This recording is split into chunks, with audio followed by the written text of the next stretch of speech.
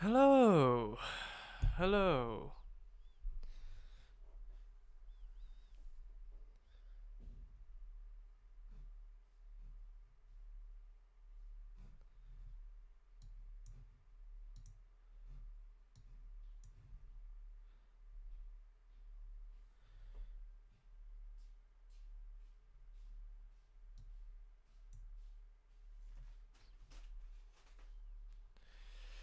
Hello. Hello.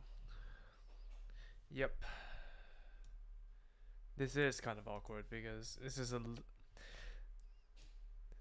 like me streaming a first time in a long time. So how are you guys doing? And ever since I streamed since last July, there's been so much change to like there's so many changes to the tools that I used and whatnot. I'm still trying to get around it. And apparently I didn't even need Sony Imaging Edge to stream my camera footage onto any encoding software. So nah, volume's really low. Volume's really low. I just tuned up the sensitivity on my microphone, so hopefully it would be far better because I cannot make the microphone output any louder. And apparently the stream chat just works on its own. Fair enough then. Yeah, I literally had to tune the wait, is it shift? Yeah, it's shift. I literally had to tune my microphone sensitivity to the loudest. And since I'm coming back from I don't know, since a long time that I've done a stream, my setup isn't really ready. I mean, my current setup isn't exactly made for streaming, so all all that motivated me to start streaming again is just for the fact that I bought myself a camera arm so that I can finally stream the right way up. For so long we've waited for this so that I can stream the right way up. We don't want this self-destructing volunteer. I don't worry, Puko. I won't be buying that pen that Bandai are promoting. So I'm just gonna be welcome in. Linda said my room burned down. I lost my. Oh my god, that's so sad. What happened? Seriously, what happened? This sounds fine for me. You cranked. I got you cranked up on my earphones. Well, gotta crank that back down then. I heard a lot of good things about this particular RG. I hope it isn't from the biased person. What's your favorite Double O mobile suits? I really don't know.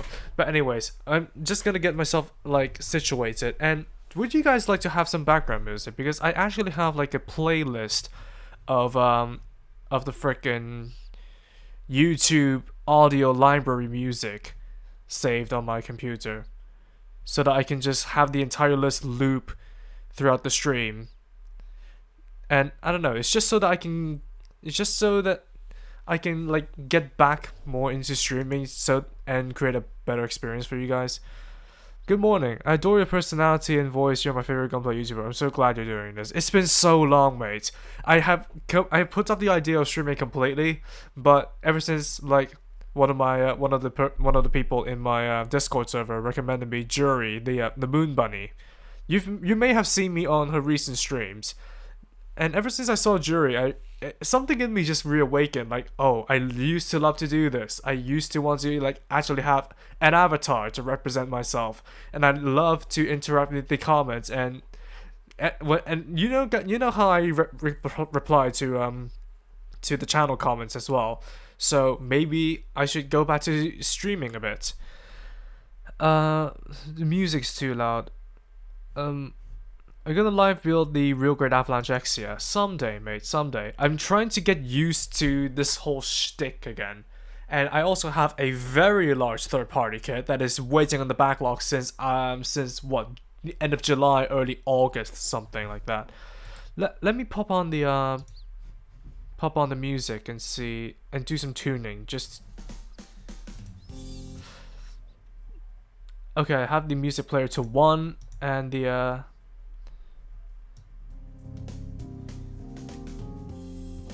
desktop is at 0. The desktop is at 0. You can only go down in volume with Streamlabs apparently. So I have the music player at 1, desktop at 0 through Streamlabs. Is it fine, or should I is any tuning anymore? Hey Jury! Welcome Jury! Don't stress about streaming. Honestly, make as many videos as you have.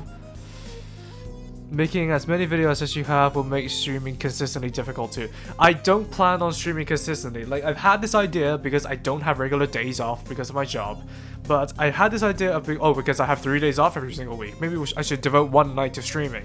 Maybe not. But then again, I would love to like go back to doing this more often than I did. Instead of having another 1 year gap between between every stream. And honestly, there's this some kind of weird psychological effect. Okay, this is a bit weird because I have to wrap my arms around my camera arm and my microphone.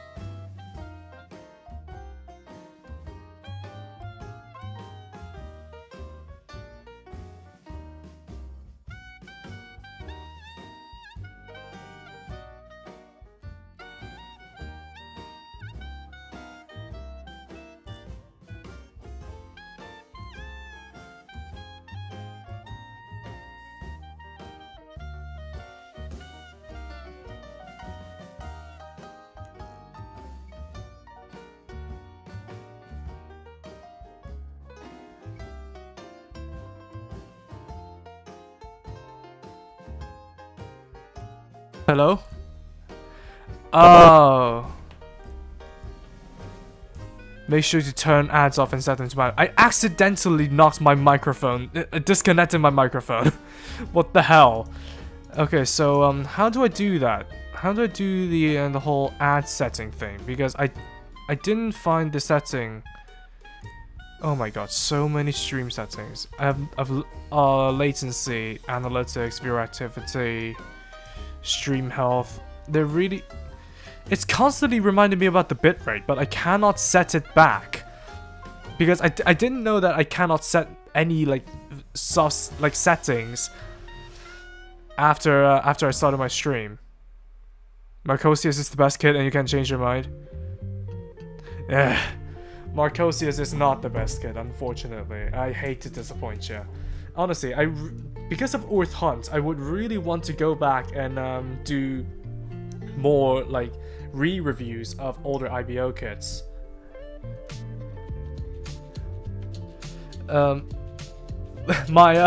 Yeah, I accidentally, like, my microphone, I don't know what's up with it, but it's almost like 2 years old at this point, so accidentally disconnecting it, it's just a typical thing, mate.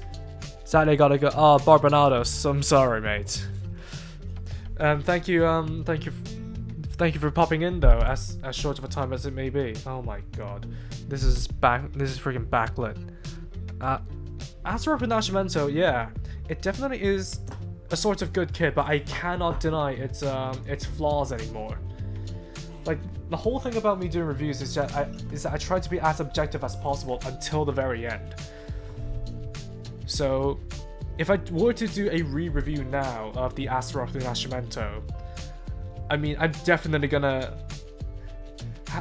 it's definitely gonna have a talking to because of its flaws. Can't remember top of my head. You go to edit, there's an ad setting. I usually set it up before stream. Oh, that's probably why. I remember me setting it to low. But, I don't know. I remember myself setting it to low. I may have to go full screen for this. Edit. Customization, monetization. I set it to manual mode. That should work now. I've saved it to manual ads.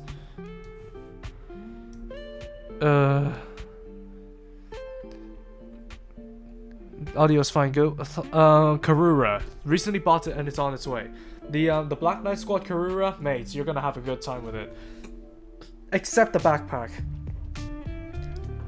I've done a review on it, and it's just the stickers on the backpack that really get to me, mate. Oh my god, what the hell? Yeah, it's just the stickers on the backpack, because you have like, am I messing something up or something? Yeah, because it starting me off with the foot, and it has a transformation mechanism here. But okay, I think I got it. But the Black Knight Squad Karura, it's definitely a good kit once you get into it, because it has basically everything that you would want to replicate its features from the movie, and it's definitely a presence. Like, there's a reason why I put it on top of my cabinet instead of inside them, just because it deserves the space. So and that's also so that Orphe won't complain. But those purple stickers, those god-awful purple stickers, you gotta really pay attention to that as well. Gonna buy a lot of Gundam Zagon, or wait for it to update all. You're wasting your money, mate. As good as the Gundam Zagons upgrades are, it's definitely not worth paying 2,800 yen before tax and shipping so that you can upgrade all of your Gundam frames. It probably would be a far better investment to buy the metal frames, the metal third-party frames. I want to do a review on those someday, and I think I'm messing this up.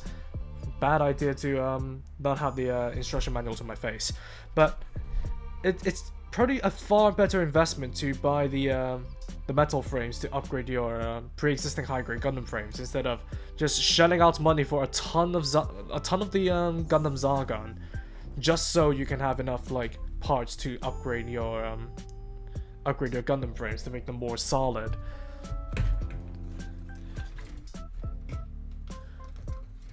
Nice to meet you, Yabalav. Zearthias, is it hard to put on? Not necessarily, no. I have a light here for my camera, so whatever I see is kind of backlit, and usually I build with I don't build it like this. I usually build like intricate kits. Like, imagine that this is my POV, and I usually hold it up to my face and make sure that I'm doing things right. Do I have the I don't have the playlist on repeat. Okay, I have the playlist on repeat now. Nice to see you building a kit. I do build weirdly. Don't get me wrong. I do build weirdly. It's just how I was taught and how I kind of adapted my way of building. And usually, if it's like parts that I will never see on the kits, I don't pay too much attention to them. That's how I'm able to build them quickly. So stuff like the inner frame, I'm probably gonna only show it off for like 2 or 3 shots max, if not at all. So long as the parts fit, then they're fine. But when it comes to the exterior, though, usually I'm a little bit absent-minded, so a lot of the nub marks will still show up. But that's basically my philosophy. Didn't expect a live stream here, but it's cool to see. I'm getting the real grade God Gundam soon. Can't wait to build that next year to build the high grade Nobel and Hyakushiki.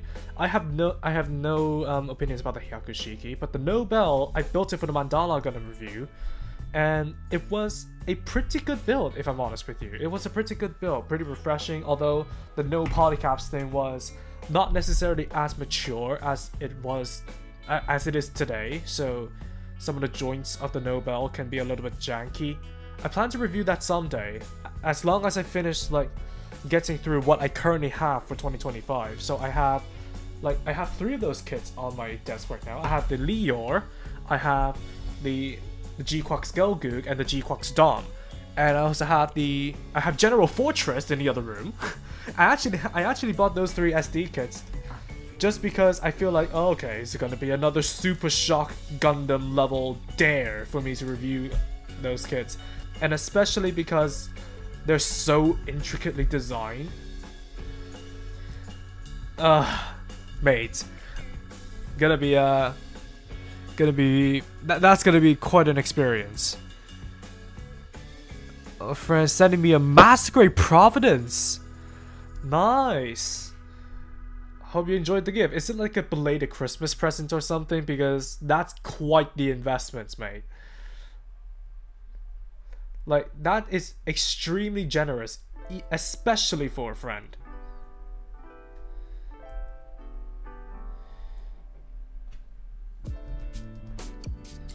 Maybe picking the real grade is not a good decision on my part. But hey, this is what I have.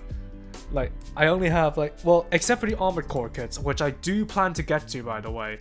Except for the Armored Core kits, I have the real grade Avalanche Exia, which is going to be even worse, knowing I built 1 copy of the real grade Exia, and god was it a nightmare. Just because of so many tiny parts, and like I said, I like building with the parts right up to my face, so that I make sure that I'm fitting things properly. And with the Exia, that thing is just littered with small parts. So I'm probably gonna be building that off stream if anything. It just depends on how I'm feeling at the moment, because I also have 2 kits that are held hostage. Well, not necessarily. I have 2 kits that are held up by my American friend because he was waiting for something else to arrive to put in that package. I have the Gundam Nyan and the high grade GN flag in that package, on top of 2 other things. I remember one was a Reborn's Gundam Origin conversion kit, and the other one, I forgot what it was.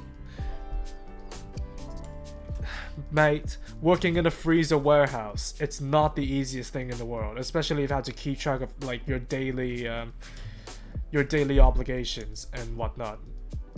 It's not the easiest thing in the world, mate.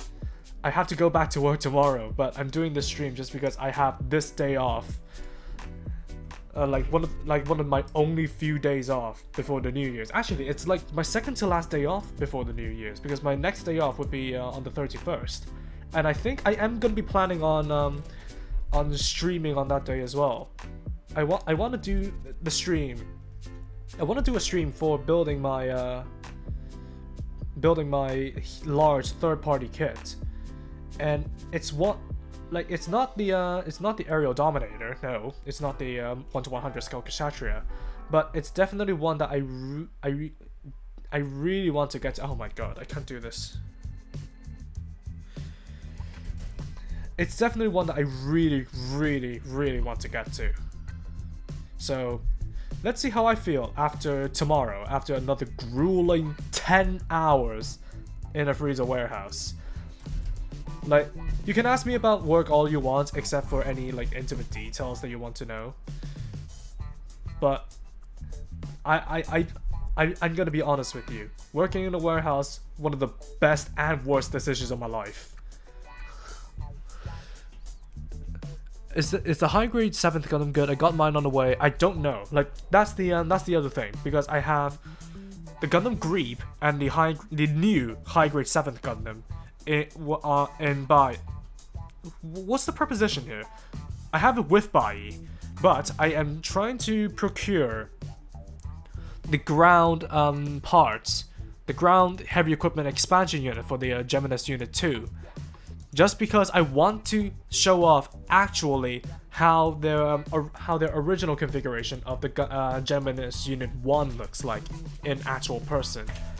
So I'm trying to procure that through Bai, and hopefully I consolidate all of them, then I get to ship them out. Okay, finally we get to the armor. Finally, something that doesn't challenge me. One of these Fs. Okay. I also have like a runner stand set up beside me, and thankfully it doesn't have more than 8 types of runners, so that I can actually you guys don't need to see the manual on screen, right? If that is so, then I may think of a way to make it easier for myself, because having the manual so far away, that's not really typical of me.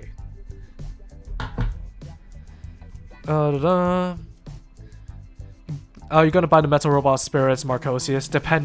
Depends, honestly. It really depends.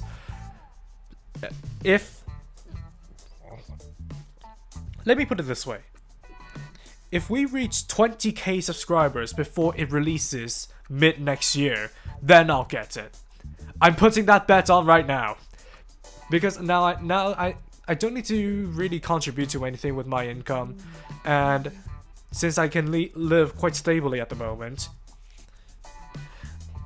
Well, granted, I do live with my parents still, but I'm not really overly spending my I'm spending less than I'm earning in a month. So if we get to 20k before mid next year, I'm gonna buy the Metal Robot Spirits Marcosius.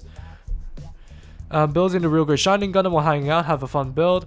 That's a nice build, but beware, don't lose the mouthpieces to the void. I think I've seen somebody in my comment section do exactly that. And no, they definitely did not have a fun time. My condolences to them, by the way. It's not a good feeling. Let me see. Oh my god, Kinglo. You're a freaking mind reader if you're if anything. Let me see. First Master Grade kit. I forgot, what did you buy PR4? I didn't expect a live stream here. Yeah. Master Grade 7 sword. Ah! LED kit, it was on deal. Silver, it's going pretty well.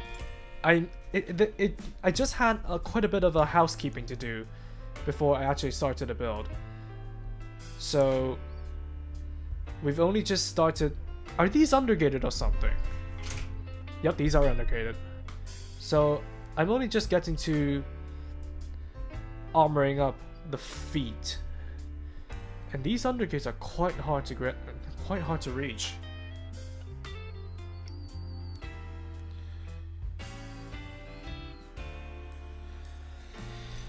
This will have to do. If it doesn't, then I'll break out the knife. I was admittedly ending the year in the middle. I was in a negative mood for got the Master Grade God Gundam by mistake as a gift while hoping for the real grade. Ah, that's a shame. Must be some Gundam outsider who doesn't know anything about the different grades. They probably just saw, oh, it looks like this, then probably got it for you. That was how I approached it. How I approached Gunpla during my starter days.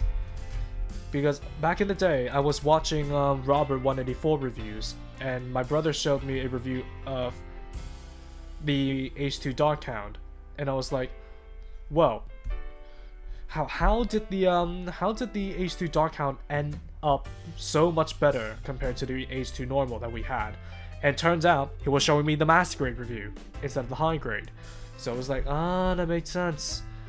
And back in the day when we started out on Gunpla, my brother bought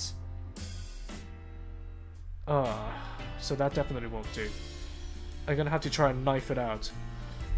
That's such a weird place to put undergates. It makes sense, but then again, having it that large, definitely not ideal. It is definitely not ideal because it absolutely looks like a peg that you won't sand away. But anyways, back in the day when we started out on Gunpla, we had some red packet money, and my brother decided to buy himself the master grade Decide Hell EW. And he was bragging about how his model kit was larger than the Gundam X and my Gundam H3 Orbital.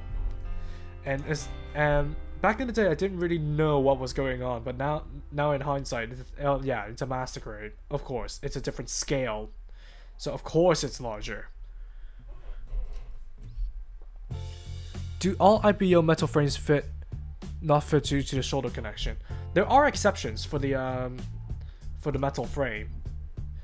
And in my server, like some time ago, I translated the compatibility list for my server members. I don't know if any of you guys are in my server. Oh shit, sorry. I don't know if any of you guys are from my server and can pull up the translation list. But there are definitely some exceptions, like the high grade Gundam Gushi and Rebake, that isn't entirely compatible, but there are some common parts. Like every single Gundam frame except for the Froggy Gushin has some common parts with each other internally. So even though they use different types of the Gundam frame, they have some common parts which they share, so the metal frames will work on those common parts. Oh, alright, thanks. I have a feedback stickers while suffering the Mighty Strike Freedom stickers without messing up. Well, the Mighty Strike Freedom Gundam has plastic stickers. Admittedly, they were long stickers, so it definitely would be a challenge to put them on. But the Karura, yeah, you have definitely get a Q-tip ready, mate. By the way, I feel like I'm noticing like a change with my speech patterns and mannerisms, especially because I've been working in the warehouse for like close to 6 months at this point, and I've been in contact with actual local people. So I kind of just adopted their speech patterns and mannerisms. Okay, back to the A's. Okay. Awesome. First master grade was the Gyaradoga, which my ex got for me. Probably gonna sell it. Probably the best move right there, just to avoid triggers. Don't know if I bad luck. Master grade Barbatos figure broke one of the waist unit pieces. The leg drop mechanic. Has this happened to anybody else? Not me, not personally. But if you get the Lupus, as far as I remember, there should be a replacement from the leftovers of the Lupus. I don't know. I need to check back on my own video, which I want to finish. I definitely want to finish up, but it depends on how much time I have after the stream.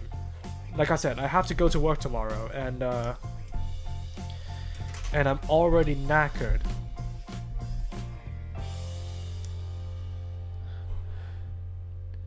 G-Quux Gogook Gotit Kit. Yeah, it's in the backlog, and I really hope people will stop bothering me about it. I know I need to get to it. I know I'm slow. I've been playing catch-up for the entire year at this point. Crap. The heels goes on after the rear armor sections. It's weird seeing no polycuts when I check the runs with the Nobel. Man, makes me wish they could do... Yeah, the connection mechanisms that the Nobel can do with Revive, but apart from that, it's a good enough kit to me. Granted, the age gap definitely shows when you compare that with the Mandala. But hey, it's Sailor Moon in Gundam form. What else could you ask for? By the way, are any of you guys Swedish here? If you guys are Swedish, can you please tell me the connection between Sailor Moon and Sweden? Because I genuinely don't know why Sweden of all places has the Sailor Moon, Gundam.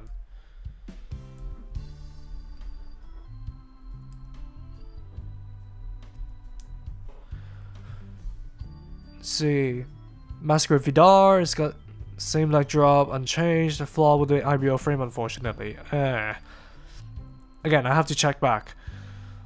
Just colony drop, the like button, no, stop it. Go ahead, mate. You looked at the Masquerade Vidar yet? Considering picking that one up? Yes, I have reviewed the Masquerade Gundam Vidar. Masquerade Garadogo, what the kids are looking for.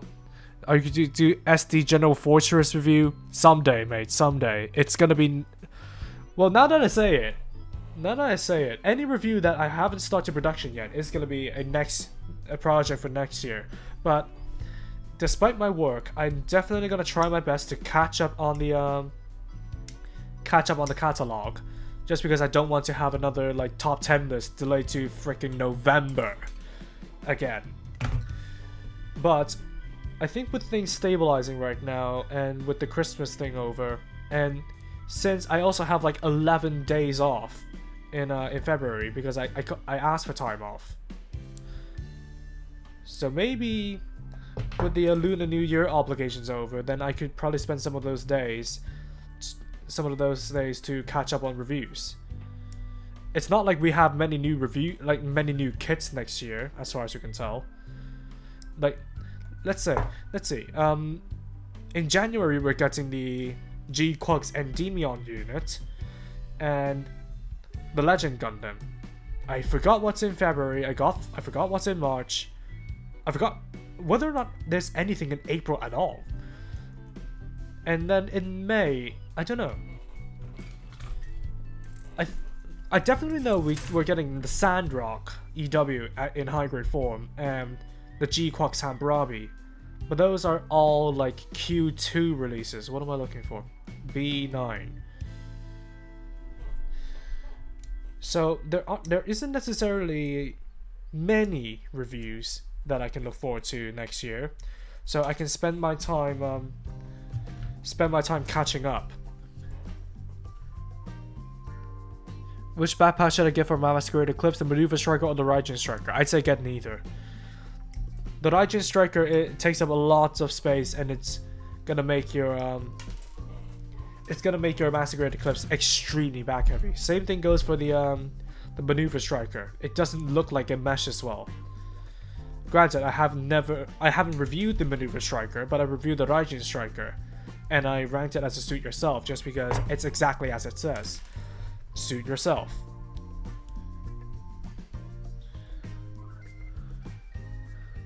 I keep my runners organized in this multi-layer plastic bin where the bottom basin is where I kept the spruce stacked and the top layer holds my supplies like extra parts and decal solutions. Ah, nice.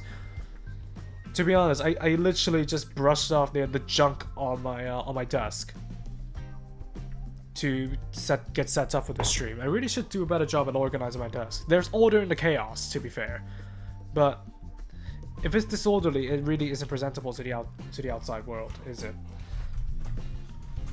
So maybe I should get one of those solutions, like those racking solutions. What the heck am I looking at? So all I need is C2. No wonder, like C1 and C2, they're two different colored tones. It's like, did they mess up again? Nah. Sub goal. You do what you feel is comfortable. Yep. To be real grade God, real grade next year, Shining, Unicorn, those are the only real grades I'm interested in. Well, the God, just pay extra attention, okay? Extra attention to the smaller parts. It's not real grade XCL levels are bad, but there are still a handful of small parts for the God and the Shining. And for the real grade Unicorn, I think it's a pretty basic build, but you'll have to really know your way around the mechanics for them to work properly. Like, don't go ahead and like don't go at the at the back of the leg with a toothpick, okay?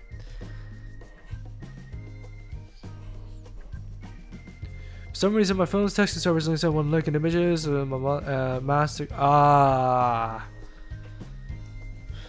That sucks. Then again, it's probably one of those things where it's like, oh, it's the God Gundam. So it doesn't really matter which scale or which grade it is, so long as it's the God Gundam. What's up, Mizo? Welcome in.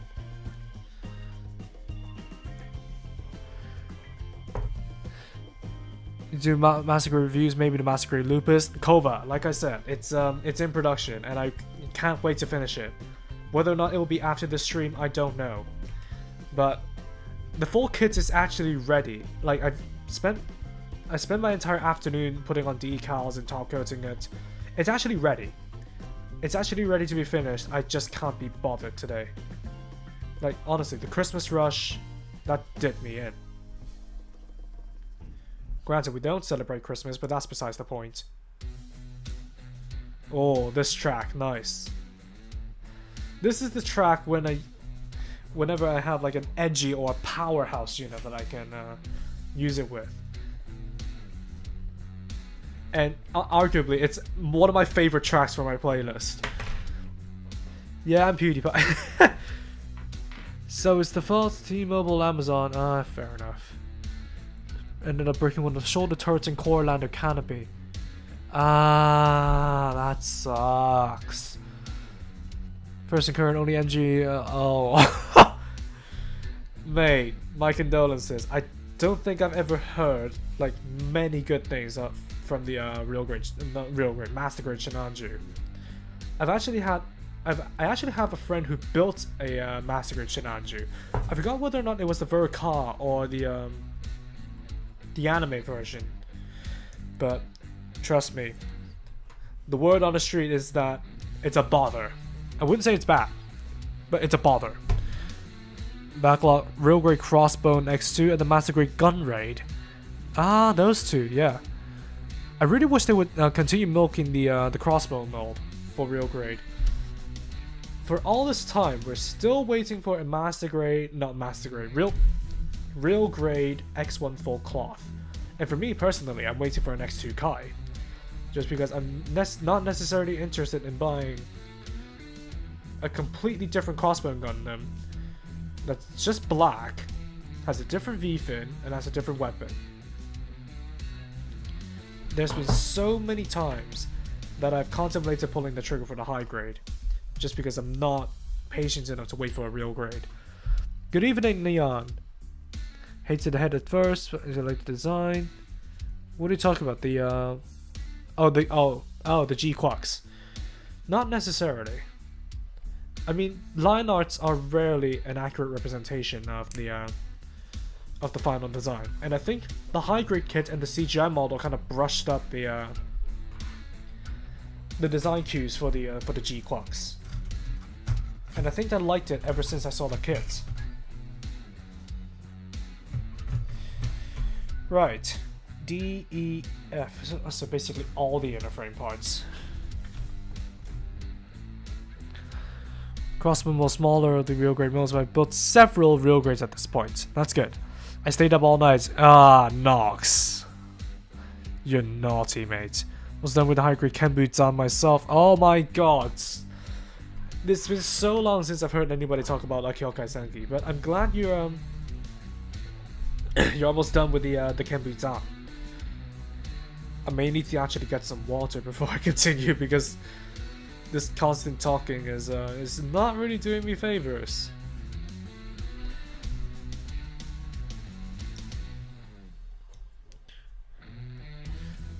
No, the X3 did not have. The X3 still doesn't have a Real Grade. The only Real Grade crossbones are the X1 and X2 vanilla. That's it. It's kind of like the Astrays. Maybe it'll take them like 5. When did the original Astray come out? The original Real Grade Astray red frame? I think it was about 2015, wasn't it? So it took them like over 10 years. It took them over 10 years to realize that the Astray has potential, and only now are they releasing the real grade Red Dragon. I don't know if it's because of people complaining that the high grade is too hard to obtain, so they're putting the real grade out on P Bandai. God knows.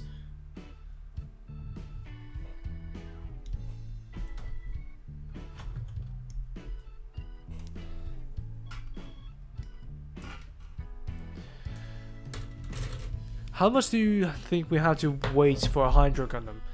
Well, given that the Gundam Greep is apparently an entirely new mod, I don't suppose we would have to wait long for an update at Hydro Gundam.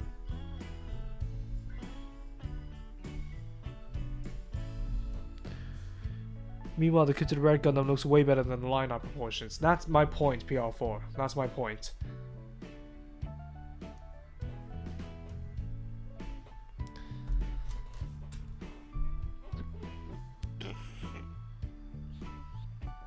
Master Shinanji looks beautiful painted up. So does every kit. But for the casual straight builder, I don't think I've ever heard like... Wait, what was that? John Ventura, thanks for the subscribe. And by the way, that's Jury, if you're still here, that's what I'm talking about with my sound kit. So the Hajito Boshi sound plays whenever somebody subscribes to the channel. And by the way, let me give you guys a preview of what I have in store. Test widgets, and of course Streamlabs is not large enough. So this is the subscribe, and this is the membership. So if somebody does memberships or super chats, the 00 sound will play. And if somebody tips during the stream, Barbatos would come out. So that's kind of like what I have set up to slowly get myself back to streaming, and I have no idea where I've left off. And that's probably the reason why I'm going to be building according to the instruction manuals. Usually I build my kits betting that I can distinguish left from right. That has bit me in the ass multiple times. Hey, Silver! Thanks for becoming a member. Welcome to the memberships.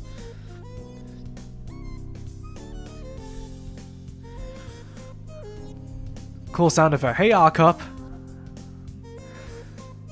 Almost don't see the runners. Either stream ends or your camera overheats before you finish the wing zero. Not that again! I think it may just be because it's streaming to a proxy that it was overheating back in the day. But it's been over a year, and I have it plugged into my computer, so it definitely won't run on a battery this way.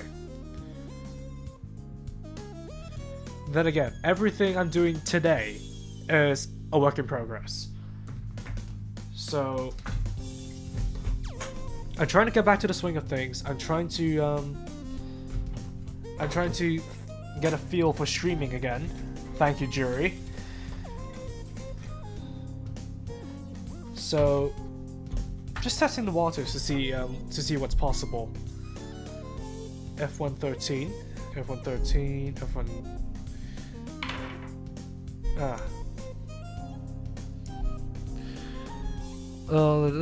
Crossbone. Meanwhile, the crossbone is the high grade crossbone is an alright kit.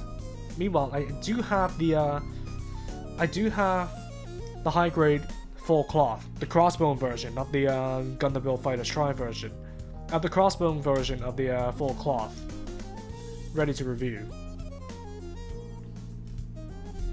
I just need to get past the backlog of 2025 videos before I get to any of the older backlog. Trust me, there are so many kits in my older kit backlog that I really want to take a look at. Wait, did I have it on shuffle or something? Wait, wait a minute.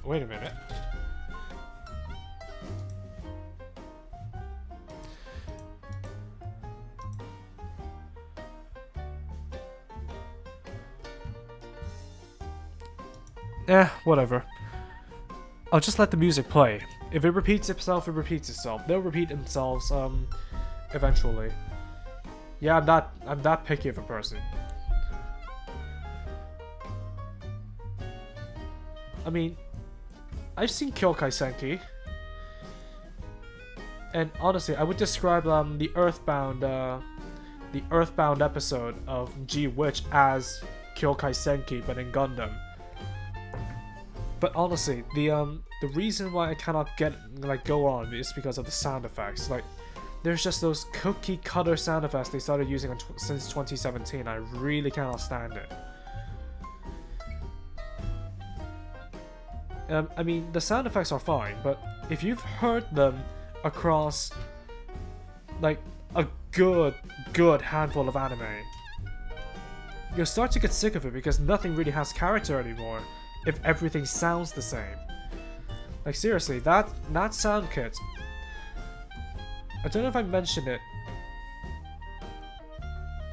I don't know if I mentioned it to someone, but I think I've heard that sound kit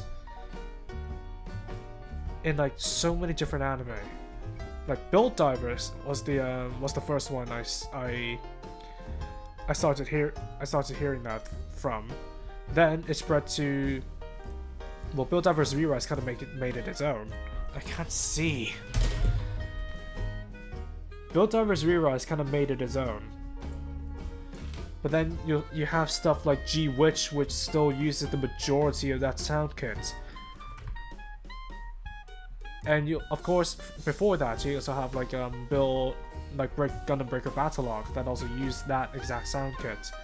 And then if you expand out beyond Gundam, you'll hear those sounds in anime like Cells at Work. Which, I mean, that isn't really necessarily a heavily combat-focused anime. It's more edutainment than anything.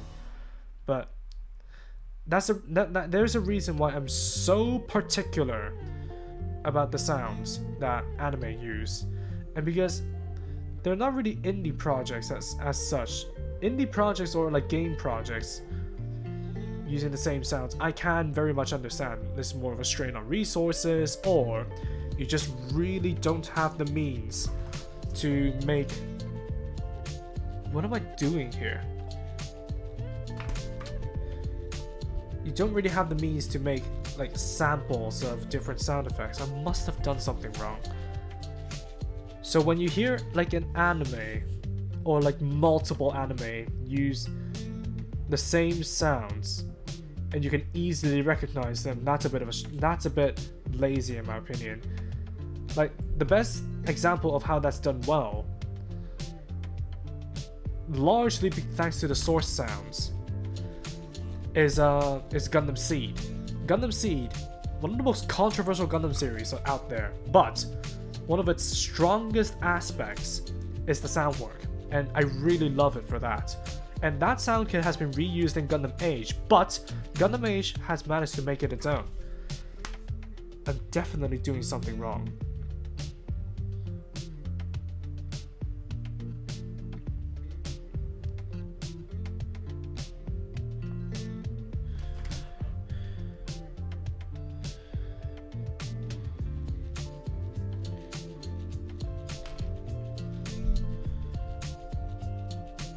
So how's this supposed to go?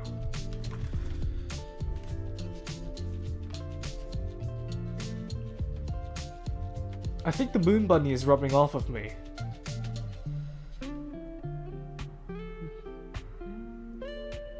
Yeah, the moon bunny is rubbing off on me. Oh, it's supposed to go under, I think. So this joint goes here, the knee joint goes under, and everything closes up. Ah, I see. This may also be the locking mechanism for the reverse knees. I see. Yeah. How many people told me how much of an idiot I am?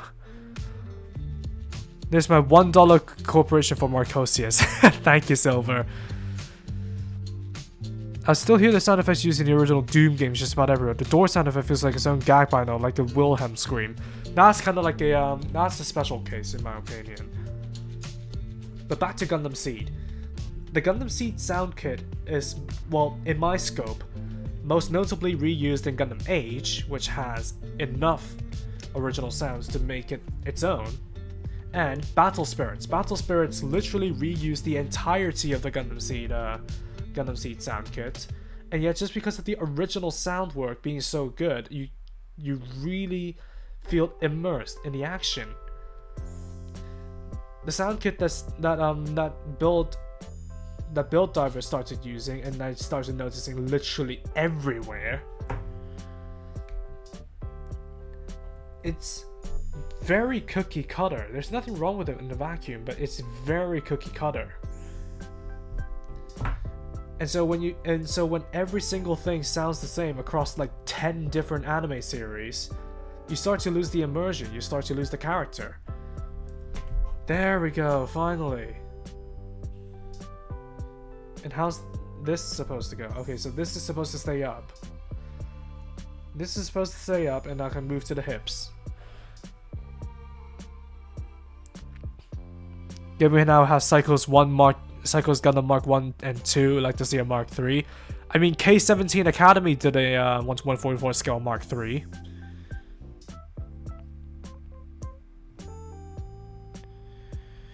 I plan to buy the Real Grade 2.0 of the Granddaddy Gundam, also the original one, but honestly I didn't like it. Fair enough. I have reviews of both molds on the channel. Thankfully, the priest broke and barely noticeable heck. I really care for the core. I'm making the gun platforms, the mobile fighters. I'm still screw to screws. Oh, wait, there are screws in the Master Grade God? Do you think Bandai would be Bandai enough to repaint the Lupus, add a new mace instead as the Amazing Lupus? Given how long it's been since we have a completely new build Master Grade, I doubt it's over. Real Grade Unicorn, Wing TV, Epion, my backlog, don't know which to build first. I would say the Wing. I would say the Wing, then the Epion, then the Unicorn. Hey, Nox! The Unicorn isn't a hand grenade. It's a brick. It's too much of a brick to be enjoyable. So, you get the earlier real grades that degrade quickly over a short period of time, and then you get the real grade Unicorn, which is the complete opposite of what a real grade was. Which is ironic in a sense. Okay, what am I looking for? 15.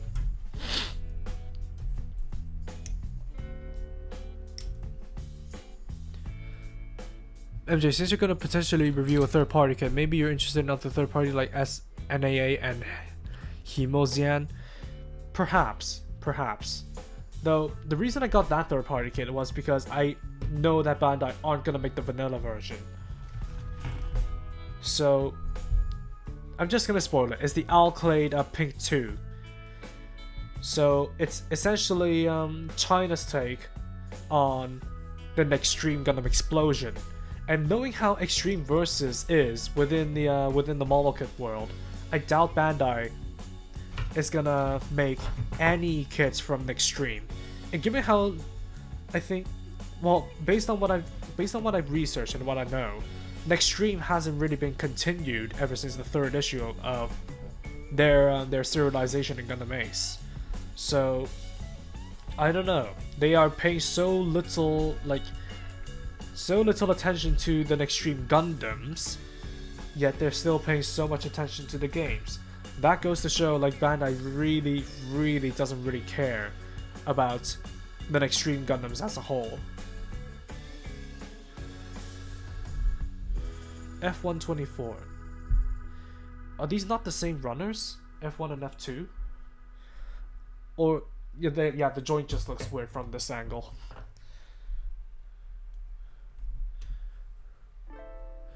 May I ask, how many do you have in your backlog? Over about that. It's an embarrassment, mate. I have over 6, like, not necessarily 60. Let me count. Because in my footage folder,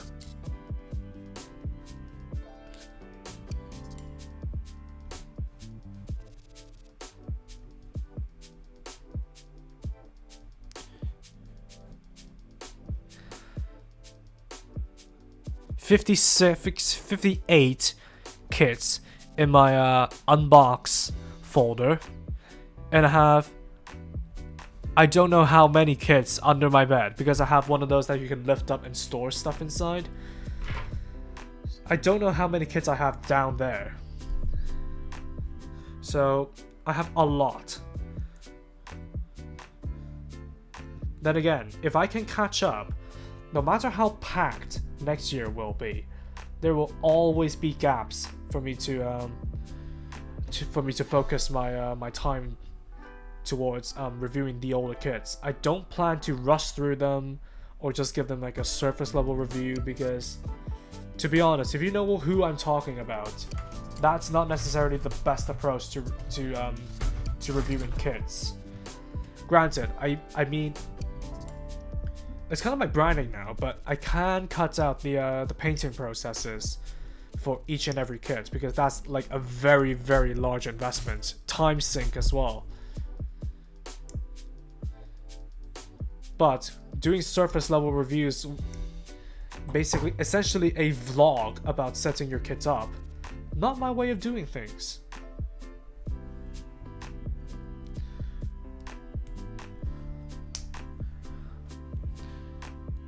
The Christmas taught me one thing: send text links and images one at a time to avoid another honest mistake. You better keep that lesson. Hey George, yeah, it definitely has been a while. Sound effects in original Doom and classic Revelation, love, hate for Seed. The good mechanical design, too much 2000s character design, the good music, 2000s teenage drama. Yeah, remember trying Seed, bouncing off it pretty hard, but it was 10 years ago? Should give it a try again. Go into it with an open mind and don't take logic into it, because Seed doesn't obey the laws of logic and good storytelling. Not often anyways. The first half of Seed Destiny and Seed Freedom are good.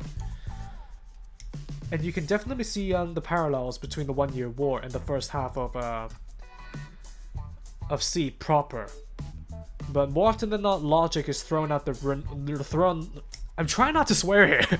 I swear too much at work as it is, so I'm trying not to swear here, just to keep my stream PG. But yeah. More often than not, logic is thrown out the window in Seed. Seed is good if you don't take it seriously, just watch it like a blockbuster. Seriously, yeah, that's the way to go about it. Never watched Gundam, so I can't comment on this with H1.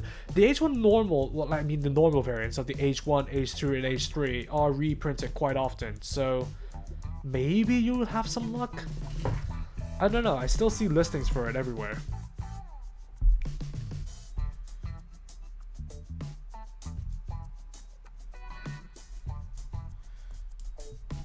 I'm trying to take this carefully, so don't mind me if I'm being slow about this.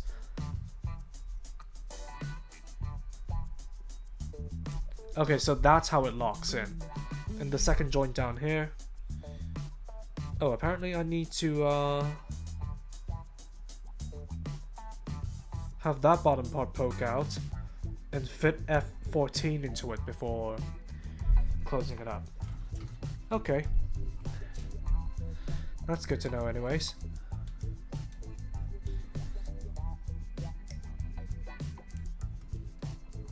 Whoa, a lot. I still have 41. Yeah, if you started online shopping, especially for your own interests, there's no going back. Seriously. So that's why now I'm kind of apprehensive of buying any new kits. And there are a good number of kits that I really want to do a re-review for, especially those from Build Fighters Amazing, since I've read the entire manga, and I own the entire manga series now. But I'm very, very apprehensive about buying new kits that are ultimately just gonna fill up my backlog and it'll take probably literally years for me to go through. And if only we can make this full-time, like make this whole thing full-time. But it's not my pessimism talking, but I'm not betting on it. just because of how cruel the YouTube landscape can be.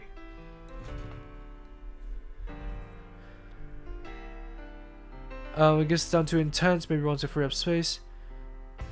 Rearers have space, that's crazy, yeah. Yeah, Kamal, I mean what I meant what I meant.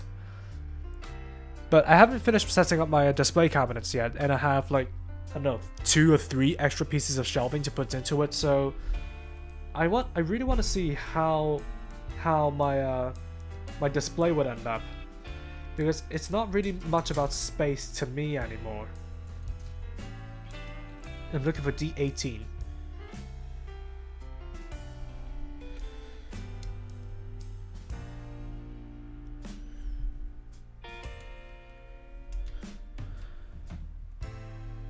I still remember how long it took you to get the colors on the Witch Mercury kits right. It was baffling.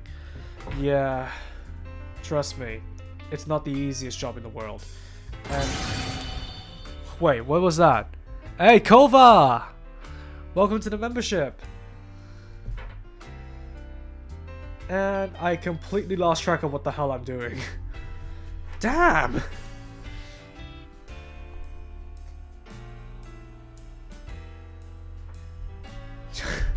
Yep. This is neurodivergency at its finest. This is just me being ADHD.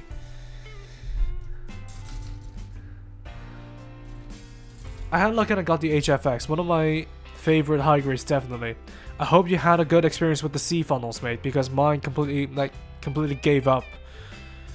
I still haven't found my age collection yet, and there's still like a handful of kits besides them at large.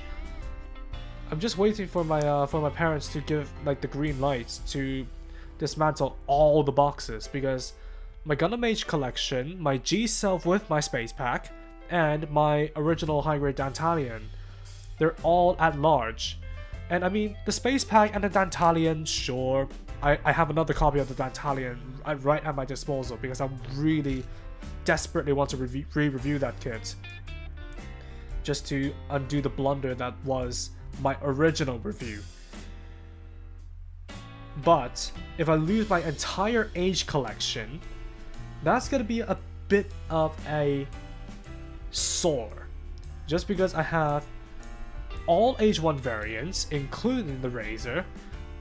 Well, I have the H1 normal with the Razor, so I have the H1 Razor, Titus, Sparlow, 3 of those. I have the Tri-Age Gundam in there, and then I have all of my H2s in there, so the normal and the double bullet, and vicariously the Artemis, and I have the H3 normal and H3 orbital in there, and I have the normal HFX in there. So that's at least 9 kits, with one with heavy modification. That's still at large, if not lost. I really don't want that possibility to come to pass.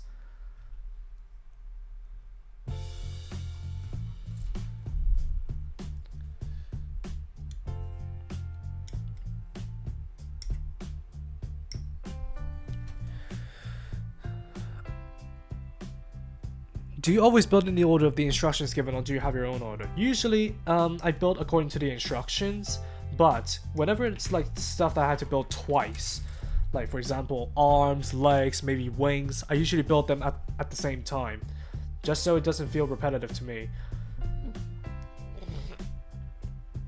But I feel like in this setting, not to blame the stream setting or whatever, but in this setting, building such an intricate kit, I would rather take my time, make sure I get everything right, and understand how the kit works, instead of rushing through it, making mistakes, not knowing how far to backtrack, and potentially breaking things. So I'm building it 100% according to the manual. Thoughts on the high grade or real grade gold frame? The high grade gold frame is a little bit It's a decent kit, as all Astrays, all like the newer high grade Astrays are. But I feel like the real grade just completely trumps. Let's see. 1, 2, 3. I feel like the real grade completely trumps the high grade in terms of presentation, and it's a relatively solid kit as well, so it will not fall apart. There's 1, 2, 3, 4. Because this is so the leg can open up for the transformation, so this makes 4. The old man played knick-knack on my door, and that's the shin frame done. So I can reorganize these and get to armoring it up. But yeah, if you want to pick up the real grade gold frame, go ahead. It's a pretty solid kit. It does have a good handful of small parts though, so be careful with it. But apart from that, enjoy. After bringing all but Stargazer for Seed, binging all but Stargazer for Seed back in January, I think honestly it was better to shut my brain off during several episodes, and especially the movie. The movie is just quintessential Fukuda. And no, I'm not interested in engaging in any more arguments about Seed. Plot armor is real. Stop trying to bullshit your way out of it. Luckily I stopped myself there in time. This is... Building is crack. Won't stop, can't stop. Yeah. Yeah, nah. But if you're working 4 days a week, 10 hours each, you're sleeping until midday. Yeah. You get my point. Your shoe built faster than me, though. I cut out, clean up, and pound on every part before I put the kit together. Well, I mean, it's... Well, the way I go about my reviews basically shuffles those orders about. But hey, I used to be able to finish a high grade within like 1 or 2 hours. Now, if it's not like an extremely simple one, like the high grade Monkey Roadie, I would take about 3 hours. Like I spent about like half an hour putting together the Gundam Pluton Black's upper body, and then because I had work at the time and I just wanted to kill some time, and I realized that every single body part is interconnected with those GN power cords. So it's like, no, not dealing with it. I'd rather get prepared, go to work early, make sure I'm ready for the day, and let that be that. So now I take a little bit longer per kit, and I don't think it's a detriment. And granted, me building the Monkey Roadie, because there is like a whole chunk of footage you guys have missed out on, because I mismatched the normal mode's arms, I mismatched the original Monkey Roadie arms, so I had the left one on the right and vice versa. So I had to rub off my panel lining, redo those sections where the arms were visible, and get the review out. It was a pain. I was kicking myself in the head for not realizing, but ultimately I still got it out and made sure that the quality came first instead of the speed.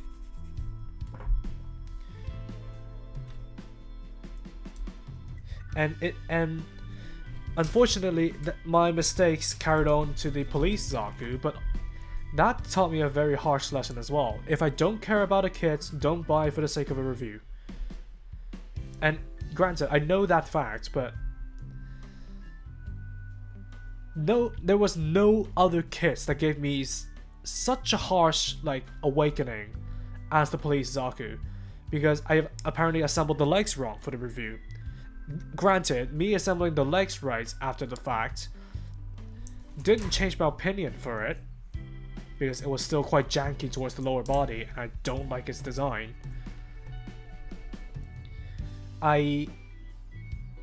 Ultimately, I really didn't care. Like, it's not that, mistakes happen, everybody learns through mistakes, nah, just let it go. It's not that. It's complete and utter indifference towards me making that mistake. Sure, I felt gutted the moment I found out, but it went past like a few minutes. So quite a few harsh lessons I've learned throughout this year.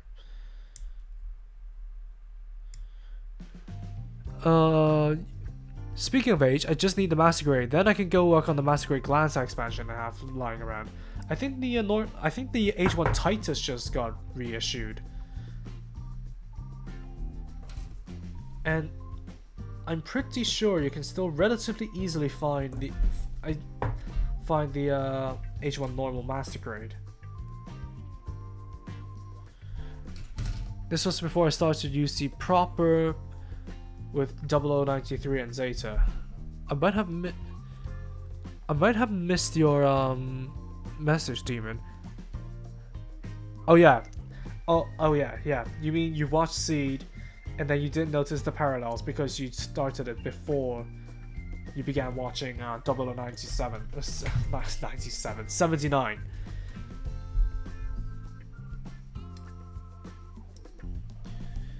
I remember folks saying the Stargazer was Seed's best work back in the day because it was handled by a completely different writer, that's why. Started building G-Gundam for anyone curious. We got an anime journey, then moving to traditional Gundam shows after that. What an introduction, mate. What an introduction. Kids is surprisingly not bad, so the reviewer made me to believe. 2000s. Yeah, fair enough. Yeah. That's why I want to review the older kids. Just to give them some love.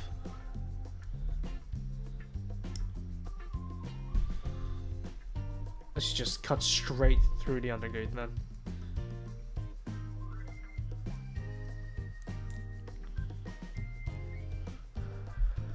Maybe it was more of as open as mine towards the older kids, like Red from 6's. His styles and opinions are a breath of fresh air. Yeah, definitely. I haven't seen his reviews personally, but having a more open mind towards older kids, that's an attitude that is sorely lacking in this landscape. And it's not that there aren't any people who like older kids. I know for sure one won't, but people criticize Zaku for being overly positive in his attitudes towards reviewing Gunpla, and personally, I don't really want to talk down on him, but I just avoided his reviews because it was quite long-winded, and especially now that I have less time to myself, I couldn't afford to spend the time to review his reviews, if I'm honest.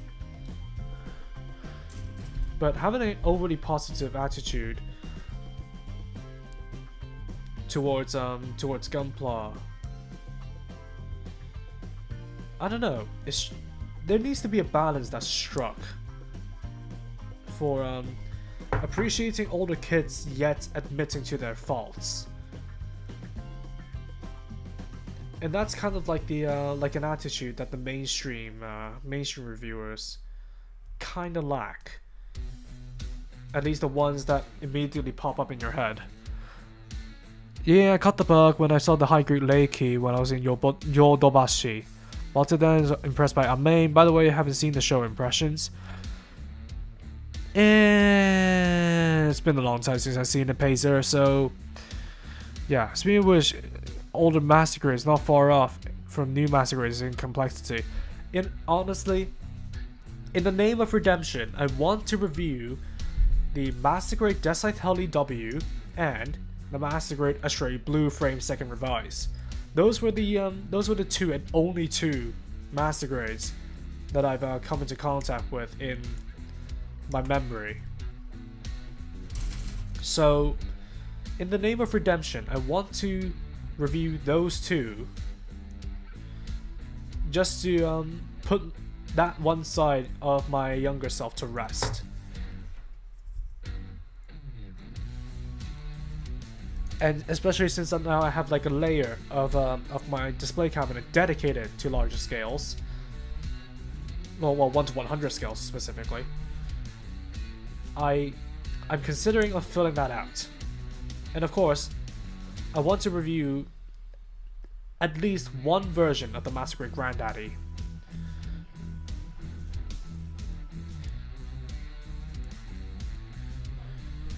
Possible sunrise made the manga Gundam IBO Gekko into a series. Maybe we can have Asteroid Origin reissues, Zero Gundam Vault, Johanna, and Sierra frame. Sierra has not been revealed, so nah, don't think about it. But Astro, oh wait, whoa, almost cut through the armor there.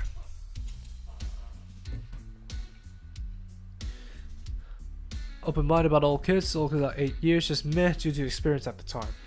Fair enough. Fair enough.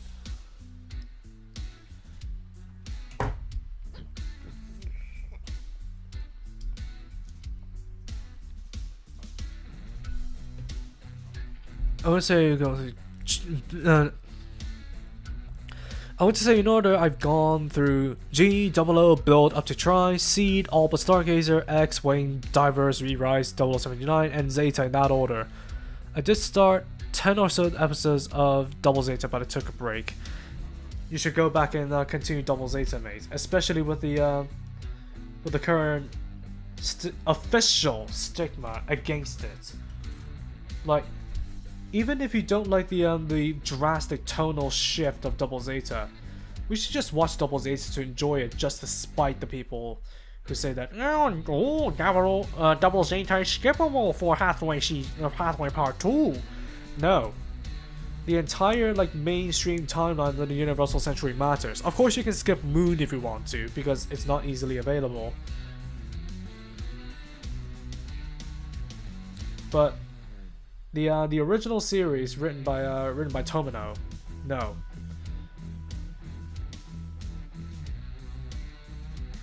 You should see them all.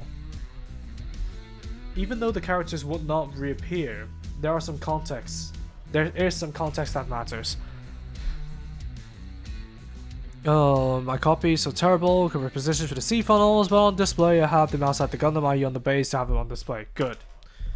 That's arguably the move to pull.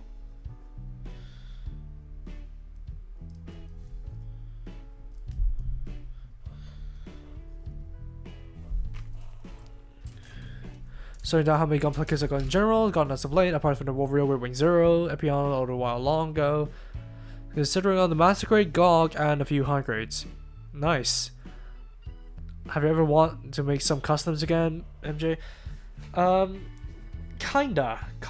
Fully original customs, I'm kind of taking a break from the whole concept, because I just realized how cringe my older concepts were.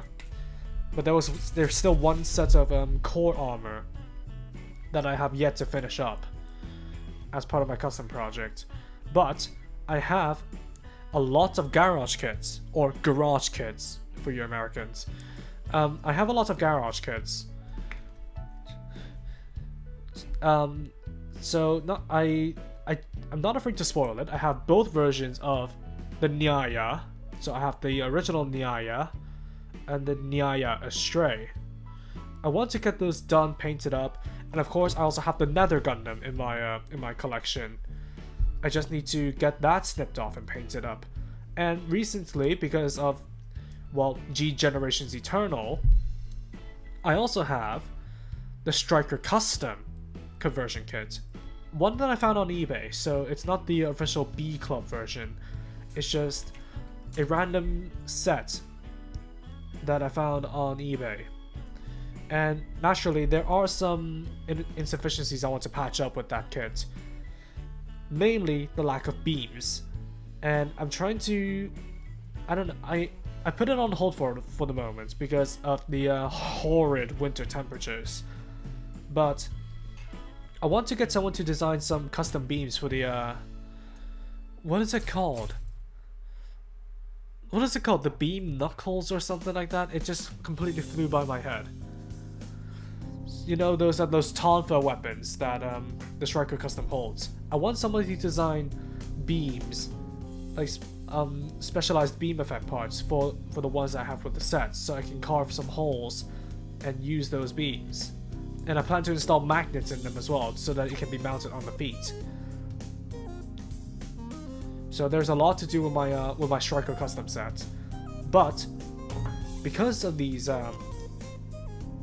projects, on top of having some other paint projects like a real grade Blast Impulse Gundam the normal one. I have a separate spec 2 for that. And the high grade Ice Gundam Type Black. I want to do one of those as well. And also a high grade Kingdom Gundam Saga 00 version using my older copy.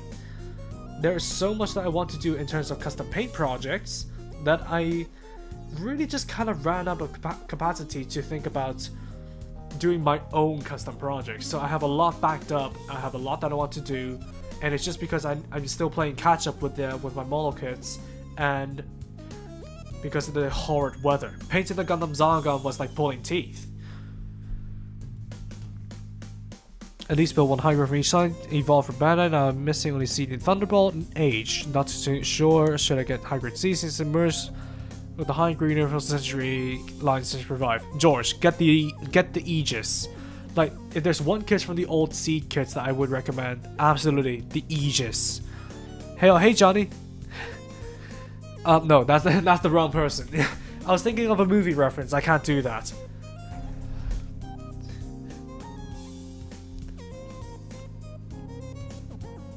For me, the Makaka Hotsu's review style, the melody is too energetic for me, it's just tired from listening. It's not necessarily it's not necessarily his style that I don't like. Well, his speech patterns I don't like, but it's more of his work ethic that I don't like. He calls a setup for a model kit a review because he wants to rush through what 4 dozen kits before Christmas since November, and of course he failed. Are you not gonna make the inner frame first and armor later? No, I'm gonna build it as per the manual. This could G-Quest Gelgook, G-Clocks, Red Gundam, Nightfall 30-minute missions, bootleg Ashimar, real grade high new. Ah. What does the oh, top fans. Okay, I see. Soft spot for old high grade Ewak Zack. It looks whack, but one of my first kits, maybe first 5, I think, didn't like it back then, that's grown on me. I still don't like the design of the Ewak Zack, but again, it's very low on my priority list since I don't care about it. But I'm not going to say anything concrete about kits I haven't reviewed. But hey, you've been seeing me fidget for a while. But here's the leg. So it has essentially a double jointed bend with some armor separation. So open this up, flip this around, I think, and you can tuck the foot in, and clamp it back up to reveal the thruster for the transformation. And I think you decouple it here, activate the reverse knees, and then let this rest. That way is focus. That's the Neo Bird mode feat, which honestly I really like the engineering, but definitely not for building from a distance. It's very niche, I know. It's very niche of a criticism. But hey, I honestly love that they managed to pull this off in the real grade. And especially since I've had so many gripes with the high grade. There goes an armor piece. It's just because I tried to clip out an undergate while the armor is on, my bad.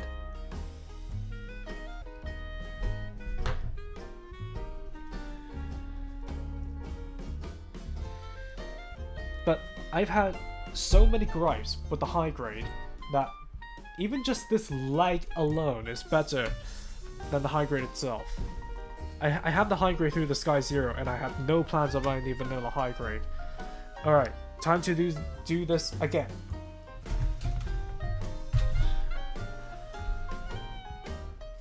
So let me get this set up, and I'll get back to you guys. Oh, I'll definitely need this.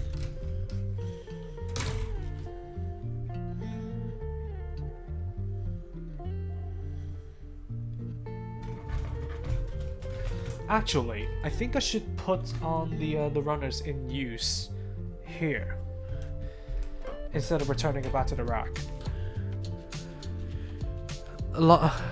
Double Zeta, my favorite live-action Gundam media.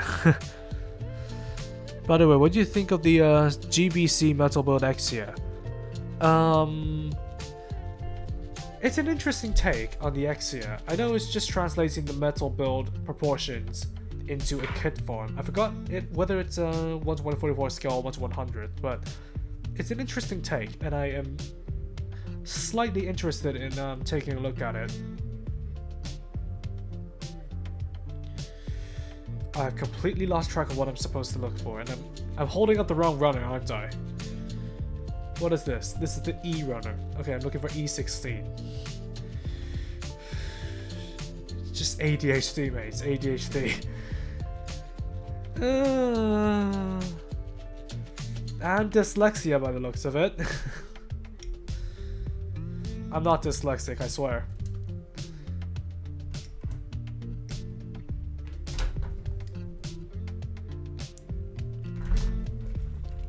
I admit, I'm still relatively light on how many Gundam shows OVAs I've watched, apart from the narrative movie. The only Gundam shows OVAs I've watched are G Gundam Turn A, or with MS Team War in the Pocket, Stardust Memory, and Wing. You should definitely catch up on the 1 Year War if you've seen MS Team and War in the Pocket. Merry Christmas to you too.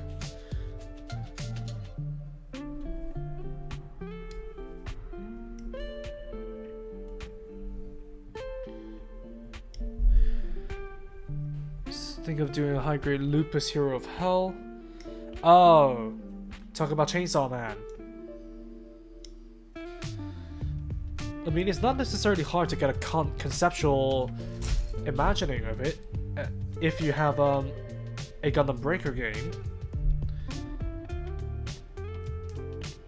So you can try you can try and have an imagining of it and make the tweaks that you can only do in real life afterwards.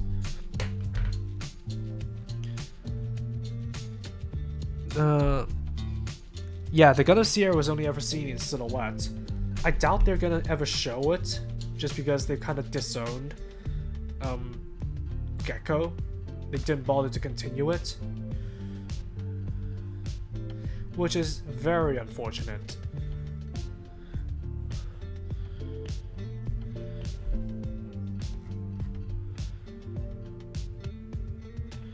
Don't have plans to watch all UC as I'm not that big on the UC timeline. I should get this gate off first. UC timeline. Just stop at Double Zeta, maybe go into Unicorn if I'm in the mood. I'm a fan of alternate series. So am I, actually. So am I. UC just really doesn't ring. Well, it isn't true to me. And the reason I'm into IBO is because of the brutality of it. Which, by the way, if you guys want me to talk about the movie, I'll have to have your consent. Just in case you guys are worried about, well, spoilers or whatnot. But the short of it is, I think there is still gonna be value in making a full breakdown, or well, at least a full telling of Orth Hunt on my channel. I've thought of doing that, since I know the story, I played the game, and there's archival footage on the internet for the game cutscenes. But the movie cuts out so much. Not gonna say what, not until I have your guys' consent. But the movie cuts out so much context that doing a full retelling, like a full summary, let's say, of Orth Hunt on my channel is still far more worth it than than sitting in the theaters to see what is essentially a compilation movie delivered by an not 100% reliable narrator, let's say that.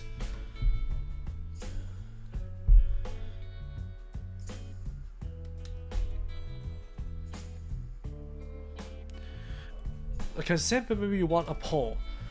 Sure, let me see how I can set it up. This is still new to me. Oh, plus.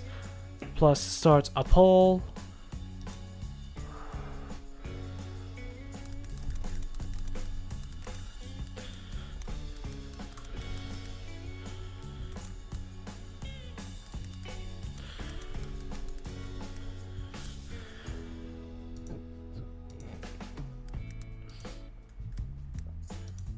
There we go.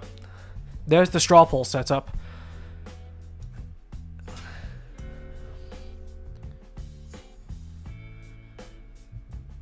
Have you built the new wing rail grade? Yes, I have.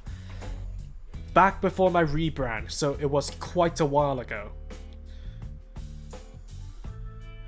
What am I looking for? I'm looking for F215 and F210.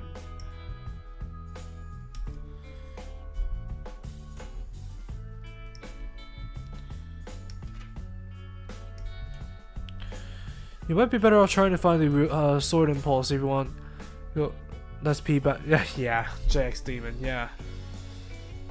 Anything that is not the Force Impulse is P-Bandai, unfortunately, except the old 1-to-144 scale high grade Sword Impulse.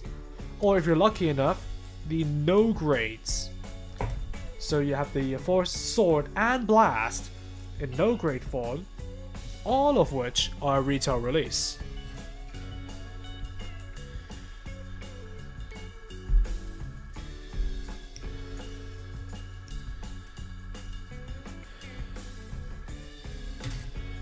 High grade Wing Zero is kind of whack, but I still love it. I mean, sure. Well, I mean, I'm still gonna keep my Sky Zero, just so I can have the full, like, Breaker Battle Lock collection.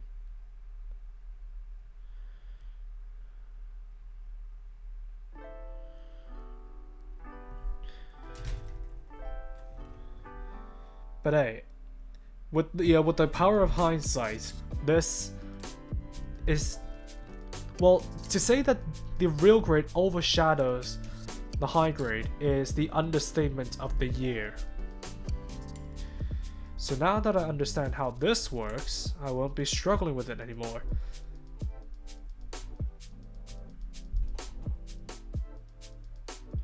What did I cut this piece out for again? Perspicacity. Maybe that's it. I didn't need it now, but I will need it soon. That's kind of like my mindset. I build both legs at the same time. I cut out every single piece that I know I'm gonna need soon after building one leg. Then I completely lose track of where I am in the manual.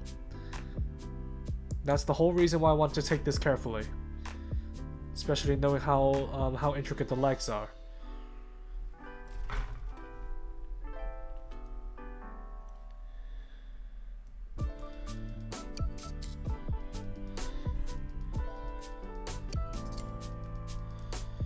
Something's not closing correctly. Why? A bit of warning though, they separated the grey and white on the muzzle, which is great, but the parts is tiny and you got fat fingers. Okay. So you're talking about the Exia. Okay then. And they also included the Type I parts. That's interesting to know. Because even until now, oh god, I stressed the part. Even until now, I still don't see, Metal Build working on, like, Metal Build still hasn't gone to making a Type I. Oh, thank god that part is gonna be covered up.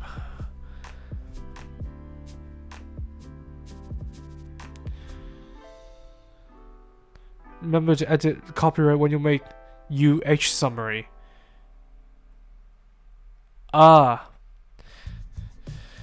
Yeah. Well, I'm gonna work around that when I get to it, because watching through what is essentially an entire season, a 24 episode season of an anime without subtitles, so I have to infer a lot of things because I'm still not that fluent in Japanese, and to make notes along the way, because I will have to do that if my collab idea is gonna go through.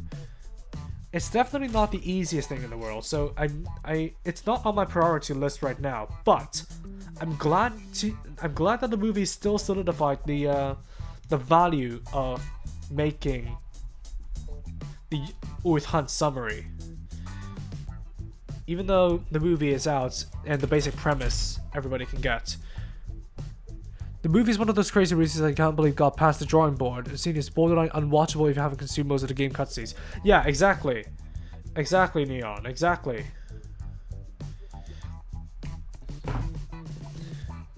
So it seems like I'm gonna let the poll run on for a while until I finish this other leg. And then I'll decide whether or not to talk about Earth Hunt. And by the way, forgive me when I do talk about it. Not only am I going to be harsh, I still don't have like the full context because I haven't really finished rewatching and making notes about the anime. Not the anime, the game cutscenes. So I only know some tenuous connections, but I don't know full details. So my mental reconstruction is still a work in progress. Oh, did I get the wrong runner? Did I get the wrong F runner? Yeah, I definitely did. Because I got F1 instead of F2. Where the parts are still here. Crud, I forgot to add IBO and G-Wish to my list of watches shows. Oh well, watch this new Gundam binges from list from memory. Yeah, fair enough. No, I don't want to discuss G-Wish. I've done that and it ruined my mood for the day.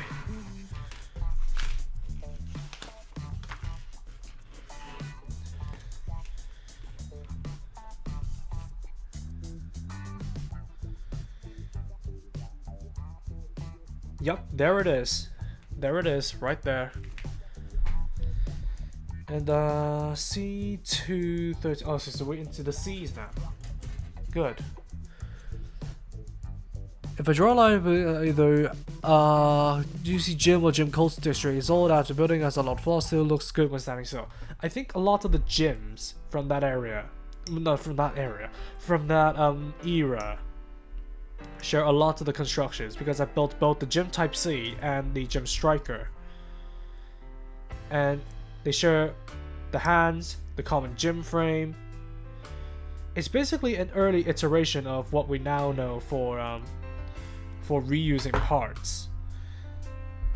And honestly, if the gym frame of old is pretty decent, honestly. They reused it on the Hazels as well, and if you've built the Hazel, you'll have an idea of what it's like to build one of those. Oh, for God's sake, I forgot to cut down the undergrade. If you built a high grade TR1 Hazel, you'll have the gist of what a high grade gym feels like to build, because it's the exact same frame. I didn't know you rebranded. Don't worry about it. It's a 2020. Wow. Wait, it's a 2022 thing. I remember vividly because I started doing this whole format of concise reviews with the paintwork and stuff starting in March 2022 when I did the Turn A Gundam Shin. Honestly, some part of me wishes I could go back and re-edit that video. And a lot of those when I started doing this format. Oh, I have to be C1 for this? Really? Oh yeah, really, fair enough. Fair enough. I exclusively paint master grade kits. That's a way to save time. Well, in my case anyway. But there are a lot of kits with color inaccuracies that just really bother me. Especially for the G-Witch and Seed Freedom ones.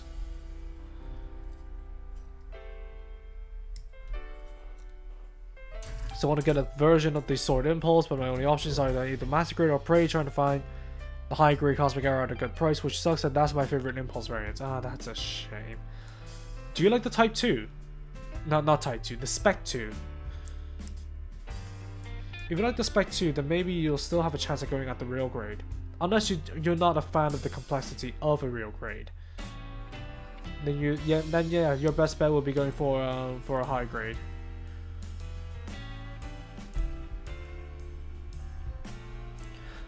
on Jim Quell or Hazel, but I guess Bandai would never reprint them for some reason. Maybe copyright issues are getting in the way. I don't know. They've never reprinted the Hazel Custom and Advanced Hazel ever since they did the P Bandai versions.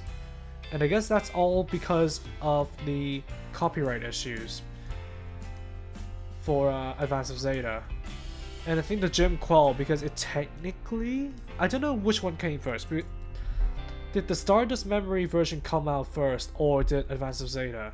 I don't know. But it may be tied to the copyright issues just because of how intrinsically linked the Jim Quell is to Advance of Zeta.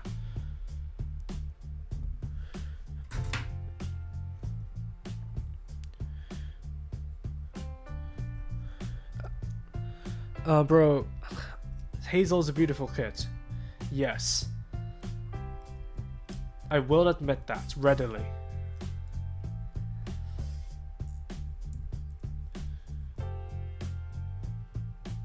Where am I? Here. Okay, I'm committing.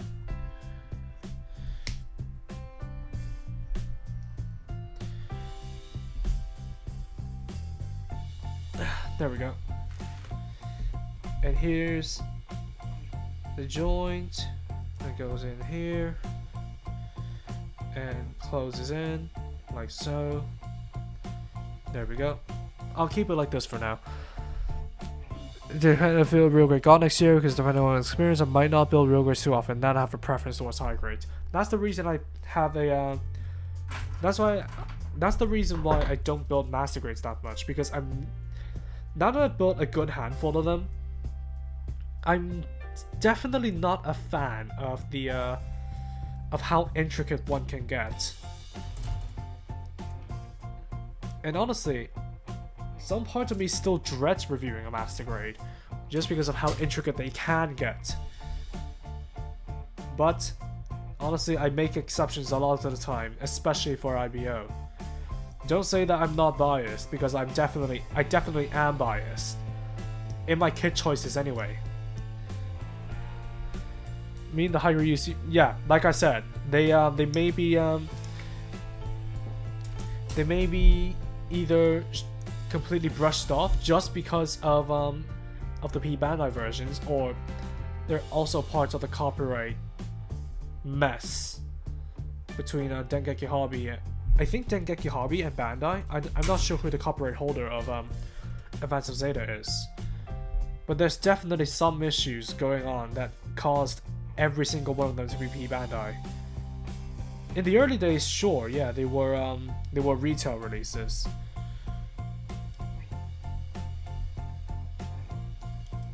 But it's just a bit of a mess, kind of like Gundam Sentinel in a way, I think. Obviously, I don't think Advance of Zeta is that humorously turbulent with its copyright issues. Not as turbulent as Gundam Sentinel, but I don't know. I'm not the expert on the matter.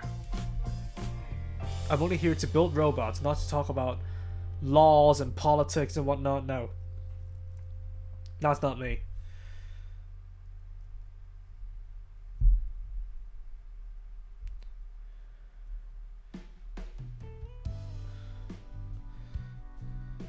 I'm doing something wrong, aren't I?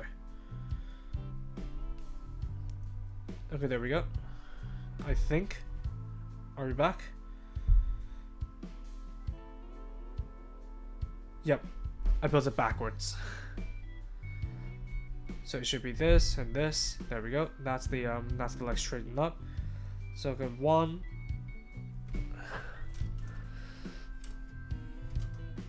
And they just peep because they're more obscure than the stuff that appears on screen. No, I vividly remember somebody talking about a copyright issue with Advance of Zeta. But of course, being obscure than most stuff appearing on screen, I wouldn't say that the Salter is obscure, yet it's P Bandai, just because G Witch's run has passed. Like, I have such an issue with P Bandai nowadays. Just because everything that's not the mainstream series, save for like 1 or 2 different kits, They're all part of 2P Bandai. Where is this? The F runner? This is F1. I'm looking for F2. Wait. Wait a minute. So you mean to tell me the larger one is F2, while the smaller one is F1? That completely shatters my my recognition, but hey. It be what it be, I guess. I admit, I'm willing to bite the bullet for the high-grade sword impulse just because I expect 2 colors. Cool, I find the preference to the original. My collection could use more color. Yeah. Understandable. Understandable. Oh, by the way, it's almost time. How many of us are here? They reissue Amazing Zagak and Jumao, but not with Finish Liberta. Unfortunate. That's very unfortunate. Give any new high grade or master grade IBO kits and I'm happy, John Bandai. I love the designs. Seriously, I wish, now that we have the Gundam Zagan, I really hope they go towards even if it's P Bandai, I really hope they go towards making the other 7 stars into kits. I would especially love to see how they tackle the Gundam Murmur. Now that we have a kind of a proof of concept with the Gundam Zagan. Heavy waist gear mounted on the waist, a reinforced frame somewhat, and a design that's not made for Earth. And when the Gundam Zagan performed as well as it did, because of those design choices and upgrades, I will have no doubts that the Gundam Murmur, even if it were made to a kit with a lot of color correcting stickers to make up the embellishments and the trims and whatnot, I will still think the Gundam Murmur is a pretty good kit. If it carries on what they've learned from the high-grade Gundam Zagan. The rest of them, well, Gamajin, Hagenti, Zepar, all of them pretty basic designs, so I don't think they would suffer much. Well, that is unless they don't give any like frame upgrades to the Gundam Gamajin to handle the gigantic revolver gun axe. And yeah, we have 31 of us here, so shall we raid shall we go ahead and raid what is it, like Jury's stream? She's doing a confessional stream in 10 minutes actually.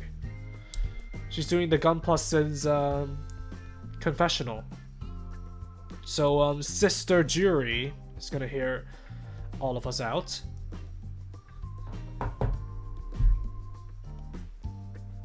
I think it would be rude, wouldn't it, just to barge in.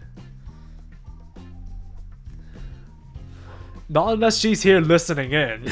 But hey, I don't know. I'm just throwing out ideas. The current foot designers do not reassure me of their ability to stand. What do you mean? The MSV Gundam frames. Yo, hey Addy Cox.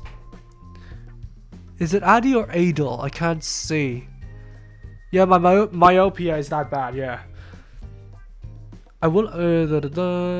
Do you think High Grade Finish Liberta will get reissue? No. Mostly because the build fighters craze is over. They've celebrated their 10th anniversary. They're reissuing the kits, giving them one more run, and that's how I'm able to get my Gundam X Maul. They're giving them. It's flying all over the place. They're giving them one more run, and I think they're done with it. Not until the 20th anniversary. Jeez, I'm gonna be what? I'm gonna be 32 at that time. Wait, when you get to about like my age, 24, and you want to plan ahead, you start to get very existential. Don't fall into that trap. Just enjoy your 20s while you can. The creator definitely does not have licensing rights for the manga series. I assume that the rights for the material to work on lie with the publisher, whilst the design rights sit with Bandai. Huh. Again, I don't know the intricacies about the copyright with Advance of Zeta, but I vividly remember that that's kind of like one of the contributing factors as to why they're P Bandai to begin with.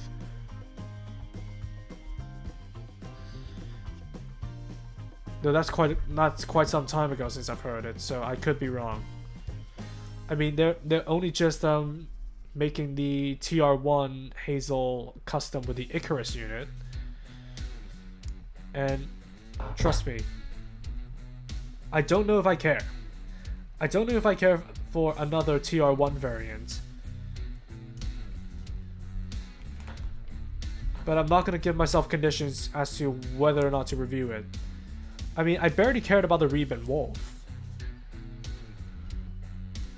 And from the reviews I've glanced at, apparently the Reben Wolf is a pretty good kit. And I'm taking the lesson I've had with my police Zaku to heart. If I don't care about it on first glance, I'm not buying it. Not buying it. I know the library also I want to get the Asteroid Origin, waiting on that hybrid to get a reissue. It's been a while, hasn't it? Only I'd be okay at having the high group Arbitrus Lupus. It's not a bad choice. Like, build fighters like the weirdness of it. Yep. Oh, that's such a good point. It'll probably be another decade before a build reprint. I should get that Zaku amazing before it vanishes. Yeah. Before it gets the sky high prices because of scalpers and scarcity. I mean, I have like a good chunk of the build fighters line at the moment. In all honesty, when I do finish catching up with 2025, and if I have nothing else on hand, I'm gonna start reviewing those build fighter kits, because I have the real grade build strike I bought last year because I want to prove a point with the real grade Akatsuki. And I have the Zaku Amazing, and I now have the X model and the build Mark II in my backlog. What's next? The Fenice, I want to do a re-review on it, but I just cannot muster up the courage to buy another one. Like I said, I'm apprehensive about buying kits that will just stay in my backlog for like, well, maybe eternity at this point. I have the Camphor Amazing, and I forgot the sequence. I have the Miss Sazabi, if that says anything. So look forward to a lot of build kits coming to my channel soon, TM.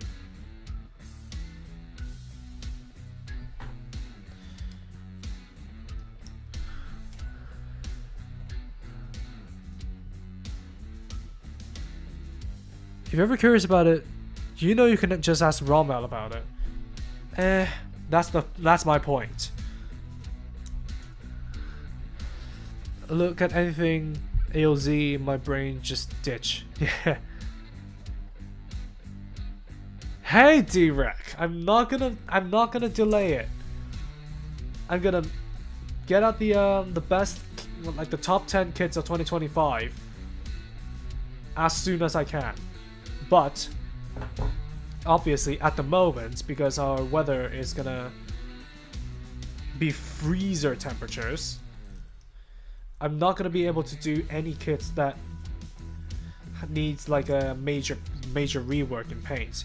So for example, the G-Quax Galgook, I have an issue with the white. It's not green enough, so I'll have to do a respray of that. And obviously, I still need to clean up after painting my Zargon. I still haven't like. Well, I mean, if you let paint sit in an airbrush, you can still quite easily thin it back out and unclog the brush. But I'm just being utterly irresponsible just because I really can't be asked. I mean, I work 10 hours a day in a freezer warehouse, and what do I do on my days off besides making more videos? Just rest. Rest, rest, and rest.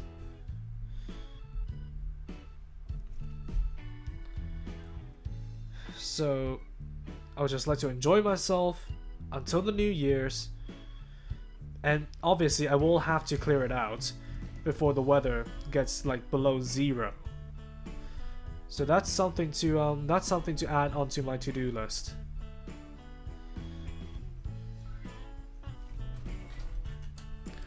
Hungry Ken Boots on done. I guess I'm off. I'm catching you in the next stream, MJ. Thank you, Pacer, for dropping by.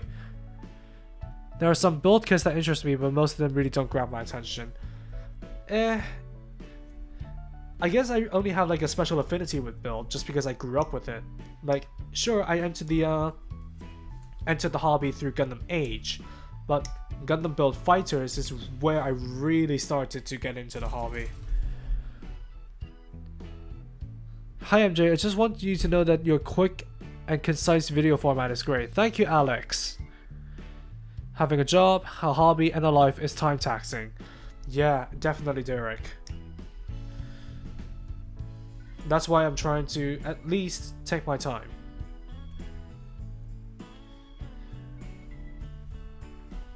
Wasn't expecting to see a stream on my feed. Hey 2S.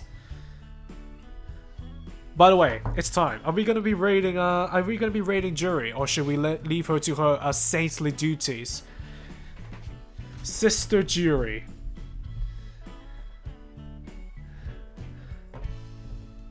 I hope she isn't in here listening.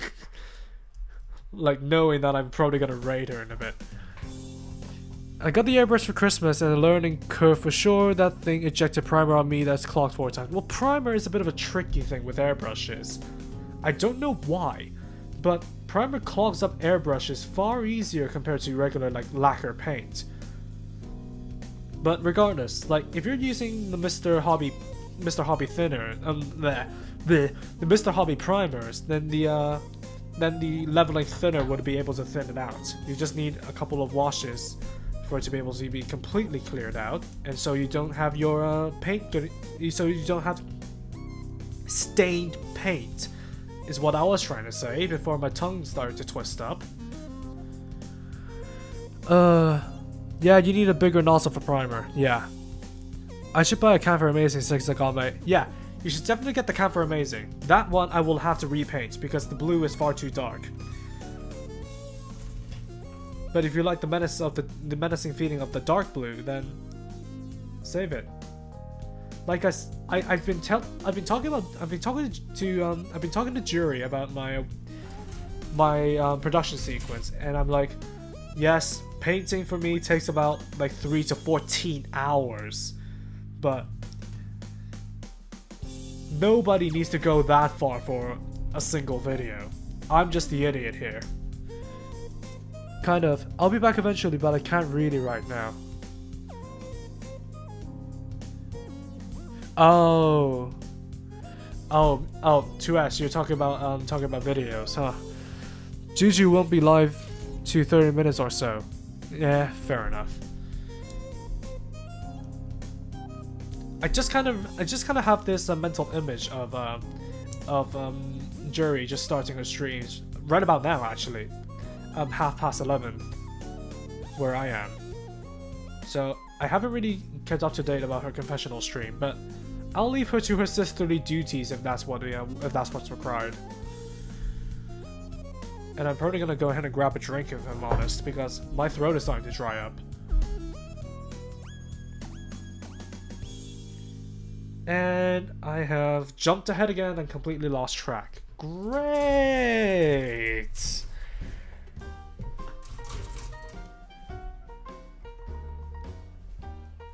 Your painting takes longer, but it's gorgeous work. I'm glad you appreciate it, Addy Cox.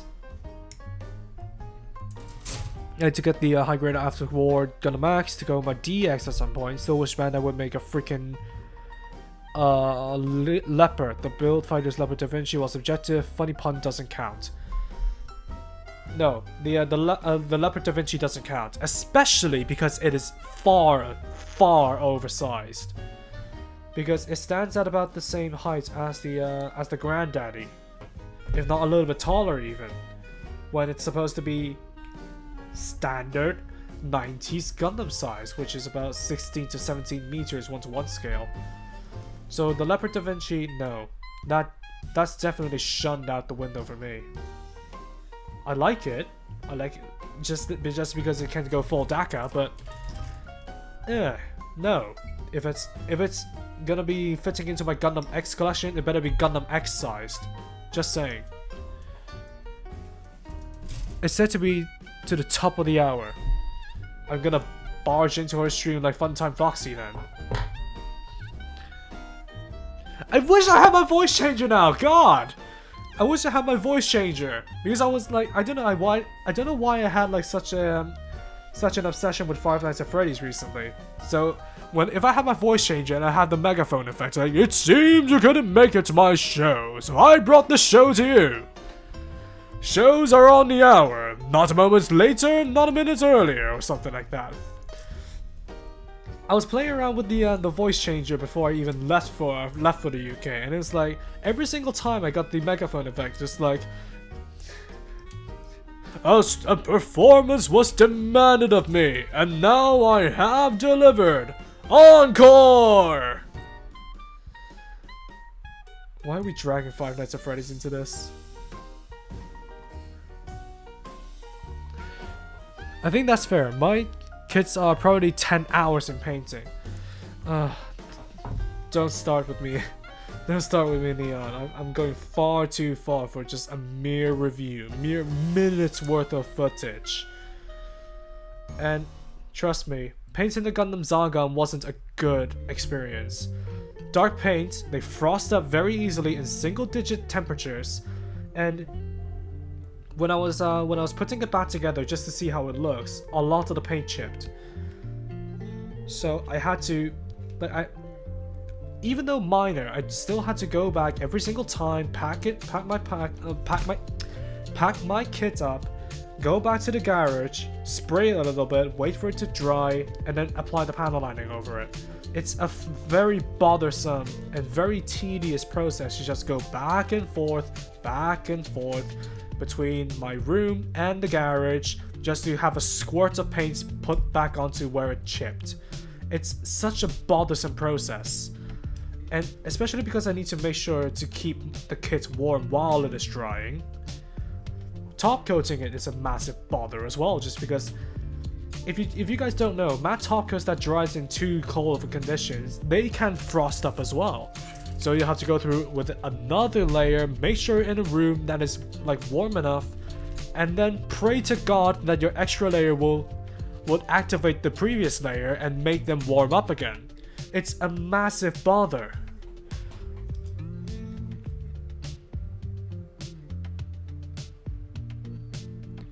The color scheme of the Leopard Da Vinci is the only appealing aspect about that kit. I'll type V3 reviews. Nope. Leopard Leopard. 14-hour FNAF lore videos make great second monitor content.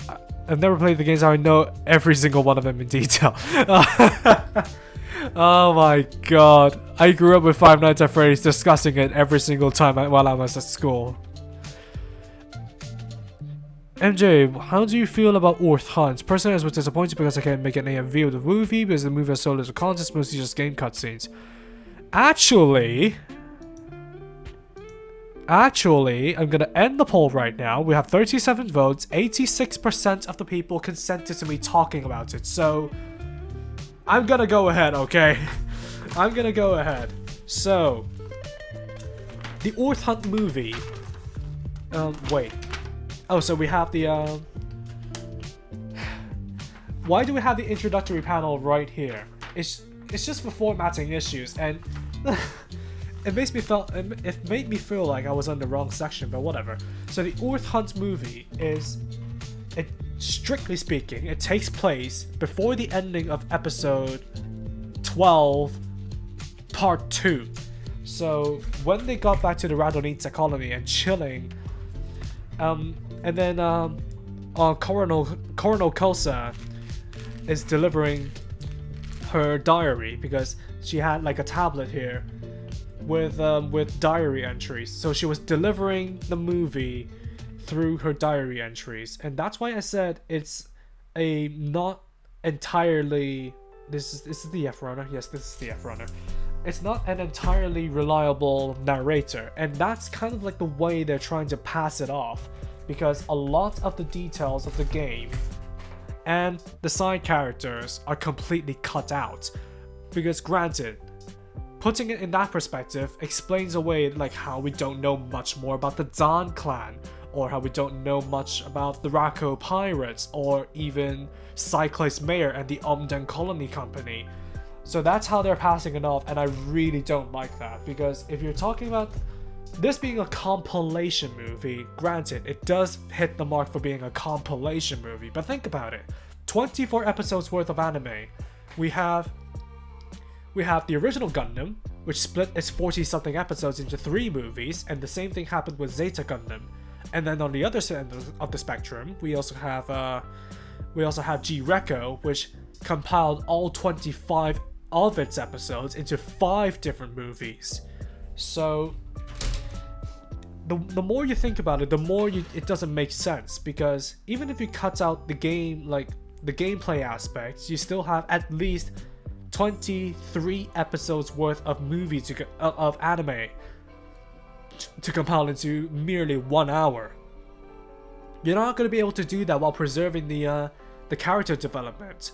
So starting from the start to finish, we don't know why. Well, obviously we still don't know why Cyclops Mayor is doing the things he does, but what is it? We start from the beginning, and first of all, it's the Omden Colony Company led by Renzi that attacked the Radonitsa colony in an attempt to take away Rostario's ring, and they failed, of course. And then we only get like a brief glimpse of a brief glimpse of the Gayrail GP and Gayrail GS, not knowing who the hell they are. Besides, they are piloted by JoJo characters, so we don't know who the Zhang clan are, which they got developed in the later part of the game, but we never got that. And then I think not 598 was the next one to be. Let me get this right.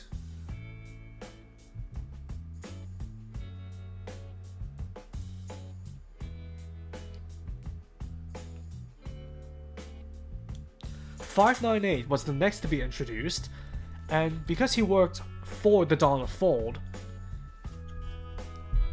and he had a scummy owner called Kimball, who then got defeated after I forgot who. Let me roll up the character name list, because I really don't want to mess this up.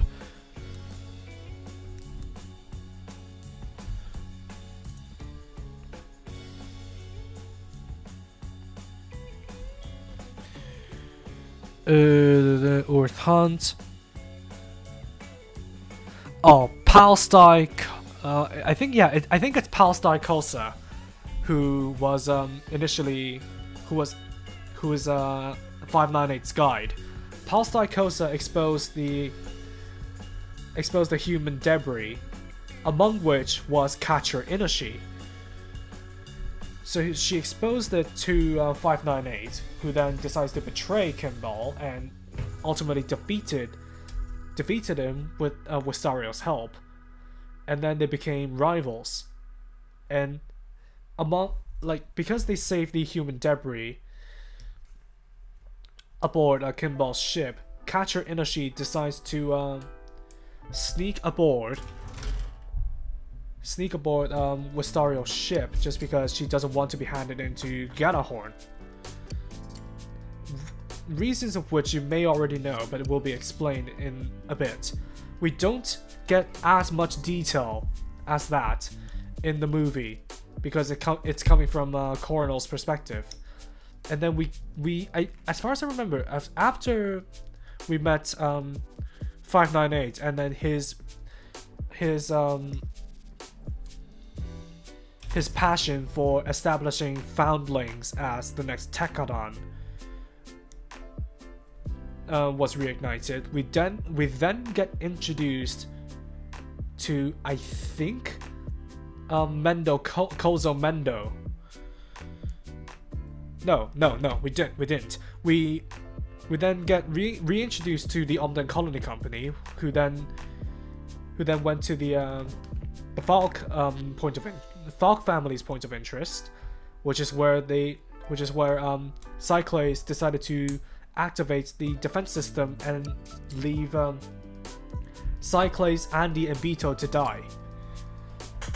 Which is how Wistario decided to save Renzi because he was the only one left alive, and coincidentally they found the Gundam Aspidate hidden inside the cocoon. And we don't get that bit of context, and we're only expected to believe that Wistario saved Renzi, they had a chat for a bit, and then he suddenly is in the Gundam Aspidate, which isn't true. The Gundam Aspidate initially had everything that it had from the Calamity War. And I got the wrong piece out, for God's sake. And who was it? Demner Kitako decided that he should pilot the Aspidate, so he stripped out the original cockpit and replaced it with the one from the Enzo, which is then when Renzi woke up from his when Renzi woke up from recovery and decided to talk to Wistario and pledge his loyalty to him just so he can get revenge on Cyclades. That's how Renzi ultimately piloted the Aspidate. We don't get that bit of context, and we're just expected to believe that Renzi is just suddenly in the Aspidate after a quick chat. And we don't even get the context of how the Aspidate was discovered at all. Not in the movie. They skipped over that completely. I don't know why. And then after they escaped the debris corridor, I think that was when we get introduced to the Rako pirates. What am I looking for again? E29. Is this the E-runner? Yes. E29. This thing. Yeah, no wonder I cut it out. And I forgot what debt it was that 598 owed the Rako pirates, but they decided to battle it out. And then the Dan clan decided to interrupt again, just because they were complete dummies, complete like muscle brains. And so after the fact, 598 pledged his loyalty to the Rako pirates, and so the foundlings just got subsumed into their squad. And I think after that was when they decided to go to the Kujan's point of interest, and then that's how they met Harael. And of course the fight, they made it far too easy just because they just compiled the cutscenes from the game. They didn't even add in new battle scenes for Harael's fight. And of course we did randomly get the drop of, Harael experiencing PTSD and remembering the fact that, Marcosius, Hajiro Boshi is in fact the Gundam Marcosius, the one who defeated his, one of his kind back in the Calamity War. I don't know how, if this is from this perspective of Colonel Kosa, how she knew that Harael knew that Hajiro Boshi was Marcosius, because none of the technicians knew what the hell was going on with Hajiro Boshi. So if you're talking about this from an unreliable narrator's perspective, it still doesn't make sense. But hey, of course we need the context so that we can move forward. So of course that line was dropped down. And of course, immediately after the flashback, it just cuts to the defeat. And definitely after Harael, they went back to the Radonitsa colony so that they can have an overhaul and resupply. And the events there, because they were fighting over the jurisdiction between Gyarahorn, because Gyarahorn was still kind of authoritarian at the time. They want to preserve the Radonitsa colony's the status as a prison colony, a non-entity in this case, because it was such a non-entity that the regular residents in the Radonitsa colony have no IDs. have no identity, so they can go nowhere. That's what Wistario wants to fix.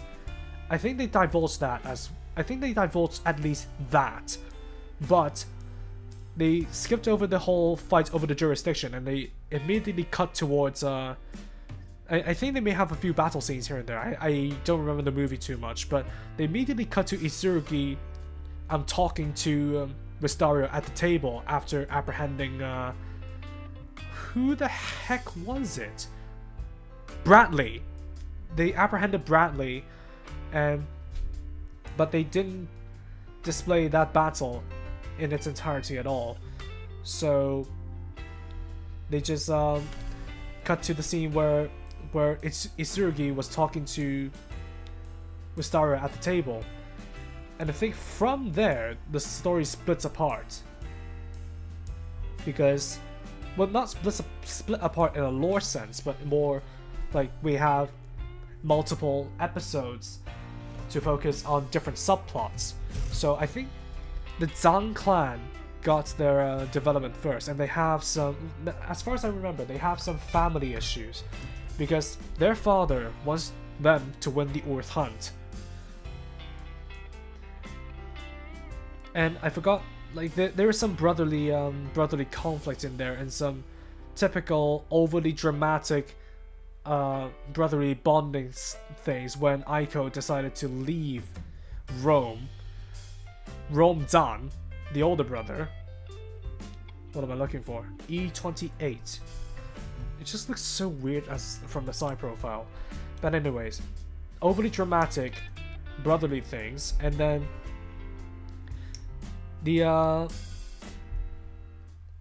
forgot the name of the guy that is looking over the Dan brothers, but they were attacked and they were helped out by Wistario. And then ultimately, because they got helped out, the Zan brothers ultimately swore brotherhood with Wistario, and so that they have another ally in the hunt.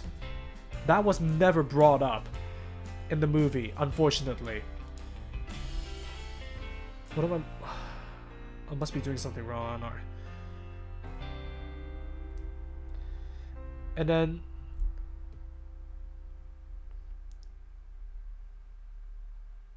wait, so okay.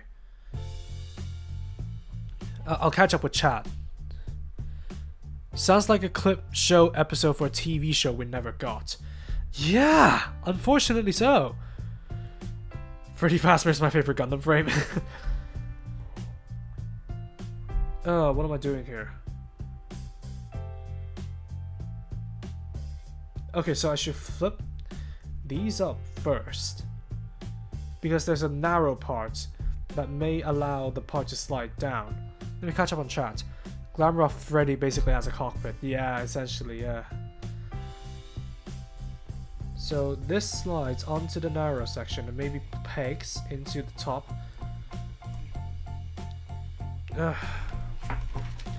I'll call an intermission here, because I really want to know what's going on. I must be doing something wrong then.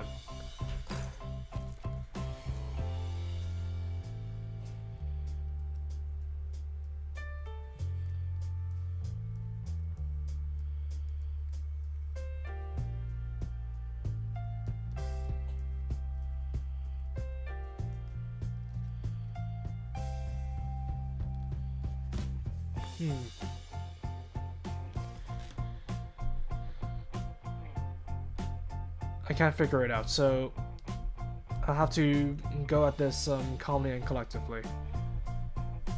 That is unless I'm already doing something wrong, which I don't know. Let me take these off and see how the part fits. Because this is meant to secure both the leg joints in place. So just to get an understanding of how this works. Okay, there we go.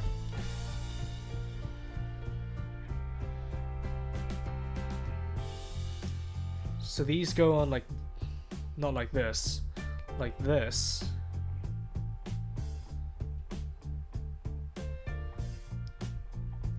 Okay, I've set these in the rails, so these should be working fine. Again, jury is rubbing off on me. I don't know what the hell I'm doing.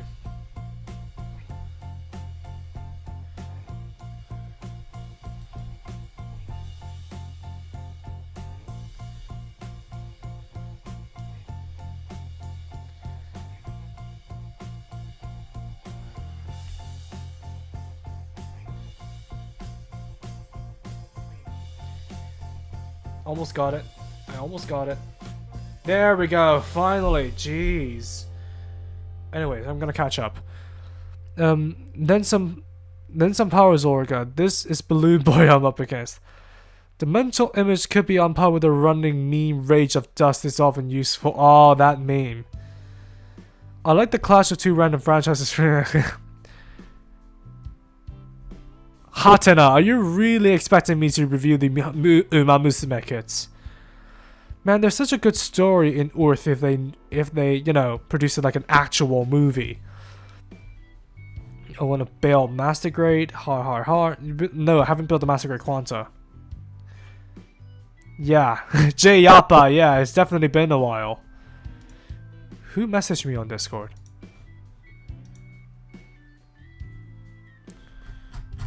Who tagged me on Discord? Ah. Alright then. Patriarchy, if you're here, I'm gonna read your message in a bit.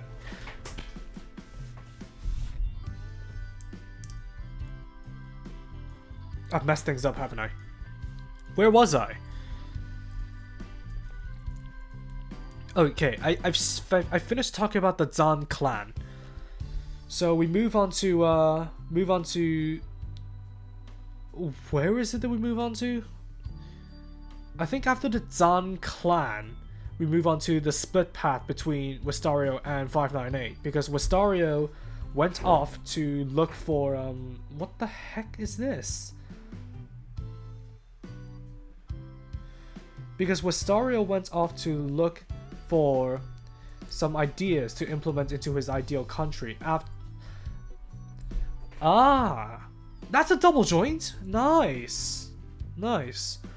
Wistario went to look for ideas for his ideal country for after he wins the Earth Hunt and buys the Radonitsa colony. So he went to a tourist colony, and of course it's the obligatory pool episode. But that's when the whole thing about the Issue family conflict started to happen, and how they actually met Montauk. Yes, the masked man Montauk is in Earth Hunt as well. So he helps them escape, and actually that part was not divulged in the movie. They did not talk about the beach episode, to some's dismay, mine particularly because of the lore implications, not because of it being a beach episode. But they've completely removed that context from the series and from the movie, and instead just talked about how Montauk fought off Lon Braun and his battalion, and only positing the question of, do you know the what is it? How do you translate? Oh, ambition. Do you know the ambitions of Okina Uroka? And nobody knows who Okina Uroka is, but I can tell you now that he's the man that is managing the Issue family. He's the patriarch. He apparently plans to take over the Issue family now that Carta is gone, and he plans to use Catcher Inoshi as a puppet lead. Meanwhile, Lon Braun realized that and decides that he wants the glory of the Issue family from Catcher, and especially because Okina hired Cyclase to capture Catcher Inoshi. And if you guys don't know, what is it? Cyclase. Cyclase has killed Garahorn officers before, and that's how he made it out with his Schwalbe custom. So that's why Lon Braun feels like, oh, Okina, the head of the Issue family, has sullied the reputation and the honor of the Issue family by hiring an officer killer to go after the next heir of the Issue family. So that's why he decided to take things into his own hands and try to take Catcher back. But before I move on with that storyline, I should talk about what's happening with 598, just because they completely skipped over that as well. 598, in an attempt to find inspiration to make Foundlings the next Tekkadan, the Rako pirates, who are associated with Tewas, and they do their clandestine under the table deals, decided to, like, Tamami decided to take 598 to Saisei, not only for the Monkey Roadie to be upgraded to the Monkey Crab Roadie, but also for a chance to meet some of Tekkadan's affiliates like Naze and Amida. And so through that, he actually met Shino and Shino and Yamagi. And through their tutelage, they've actually shown like what kind of spirits they are. What kind of a spirit they have running Tekkadan. So it's like kind of like a fight to the end kind of attitude. And through a mission with Tekkadan, well, specifically Shino and Yamagi, that 598 finally understood what Tekkadan was all about. That was completely cut from the movie, and completely eliminates parts of the character development, which is very unfortunate. And then now we move on to one of the plot lines that I absolutely despise them for cutting, because after the run-in with Tekkadan, thank God, after the run-in with Tekkadan for 598 and the run-in with the Issue family for Wistario, Lon Braun decided to use use diplomacy and then brute force to try and take back Katsura Inashi. And that's where they had like kind of a verbal exchange. And that's where Wistario's stubbornness wound up Lon Braun and pushed Wistario himself to say that he will marry Katsura Inashi in order to have her like officially in another family, so that why did I think the skirts were blue? Anyways, to marry Katsura Inashi into the Afam family so that the Issue family has no rights to touch her. That's a way of him protecting Katsura Inashi from Gjallarhorn. And honestly, as funny and as ridiculous as that moment was, it was a very key moment and a very sweet moment at that from the series. And honestly, I'm so sad that they completely cut out the whole proposal. Like, with Wistario standing tall and proud saying that, then I'm gonna marry Katsura Inashi so that she's with the Afam family so that the Issue family cannot touch her. That's completely cut out from the anime. And it's like, okay, and they immediately cut that line, but they cut to like Katsura Inashi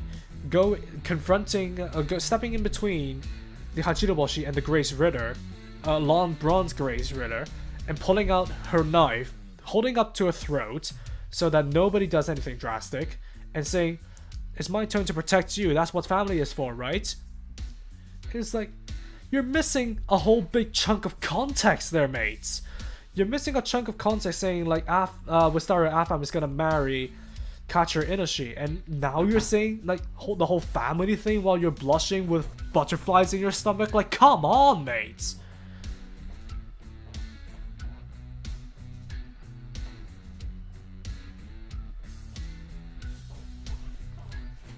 But anyways, and then that's after, and then at some points, oh, I completely forgot Kozo Mendo, didn't I? Yeah, I completely forgot about him. But it was sometime before the met Hariel that Kozo Mendo was introduced as this treasure hunter. This treasure hunter that is interested in the past more than the prize money. That's why he's in the Earth hunt with Slice Kosa. So nothing really major happened during his introductory episode, except for the fact that he posited the question: is Wistario Afam your true name? If you know the true name of Hajiroboshi,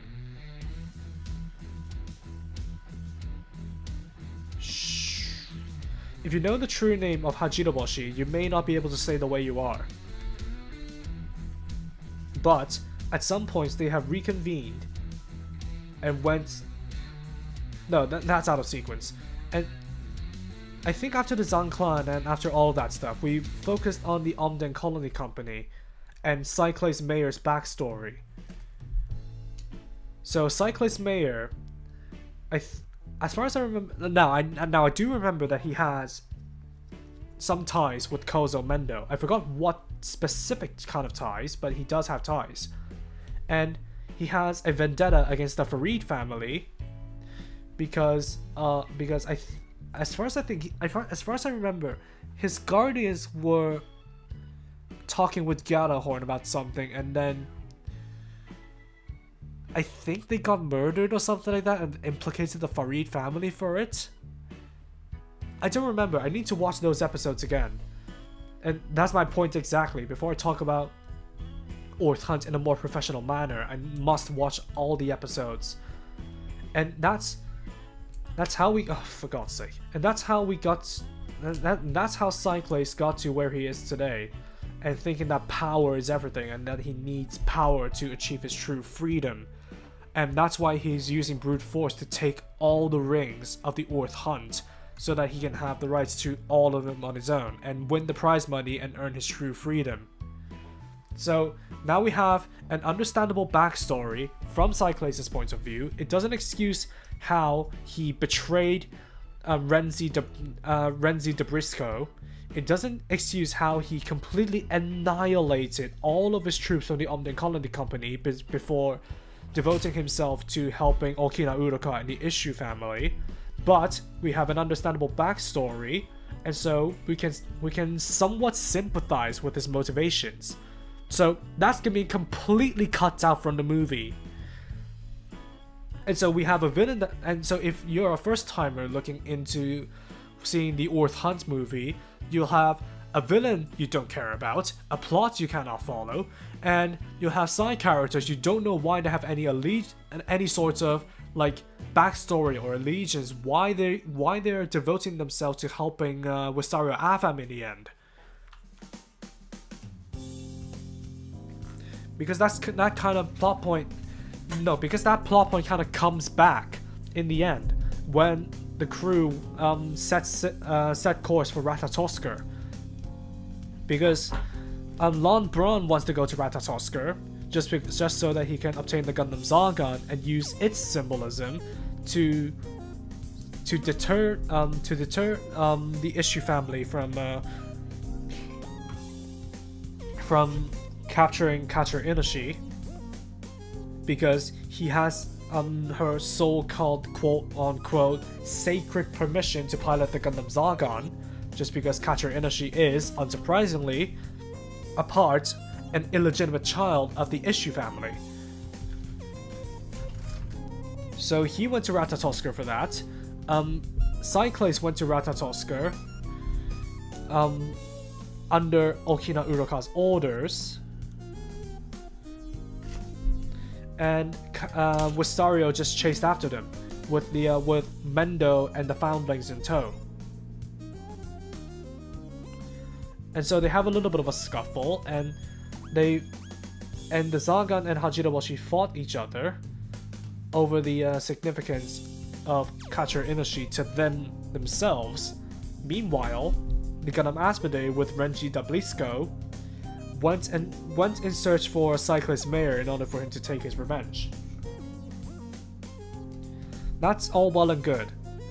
Meanwhile, the Gundam Zagan gets taken out not by the Gundam Hajiraboshi outdoing it, but because it got struck by a strand of space lightning. And that all happened while the Gundam Zagan had the Hajiraboshi pinned down, and he was about to shove one of the shield pliers into his head.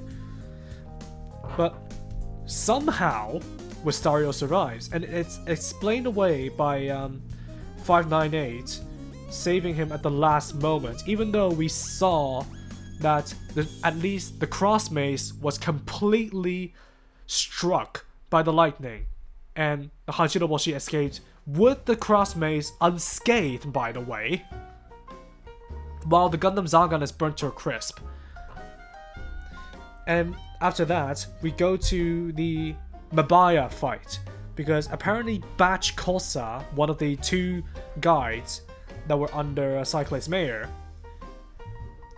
managed to activate Mabaya. Don't know how she got out unscathed, don't know how even Cyclist got out unscathed, but hey, it is what it is.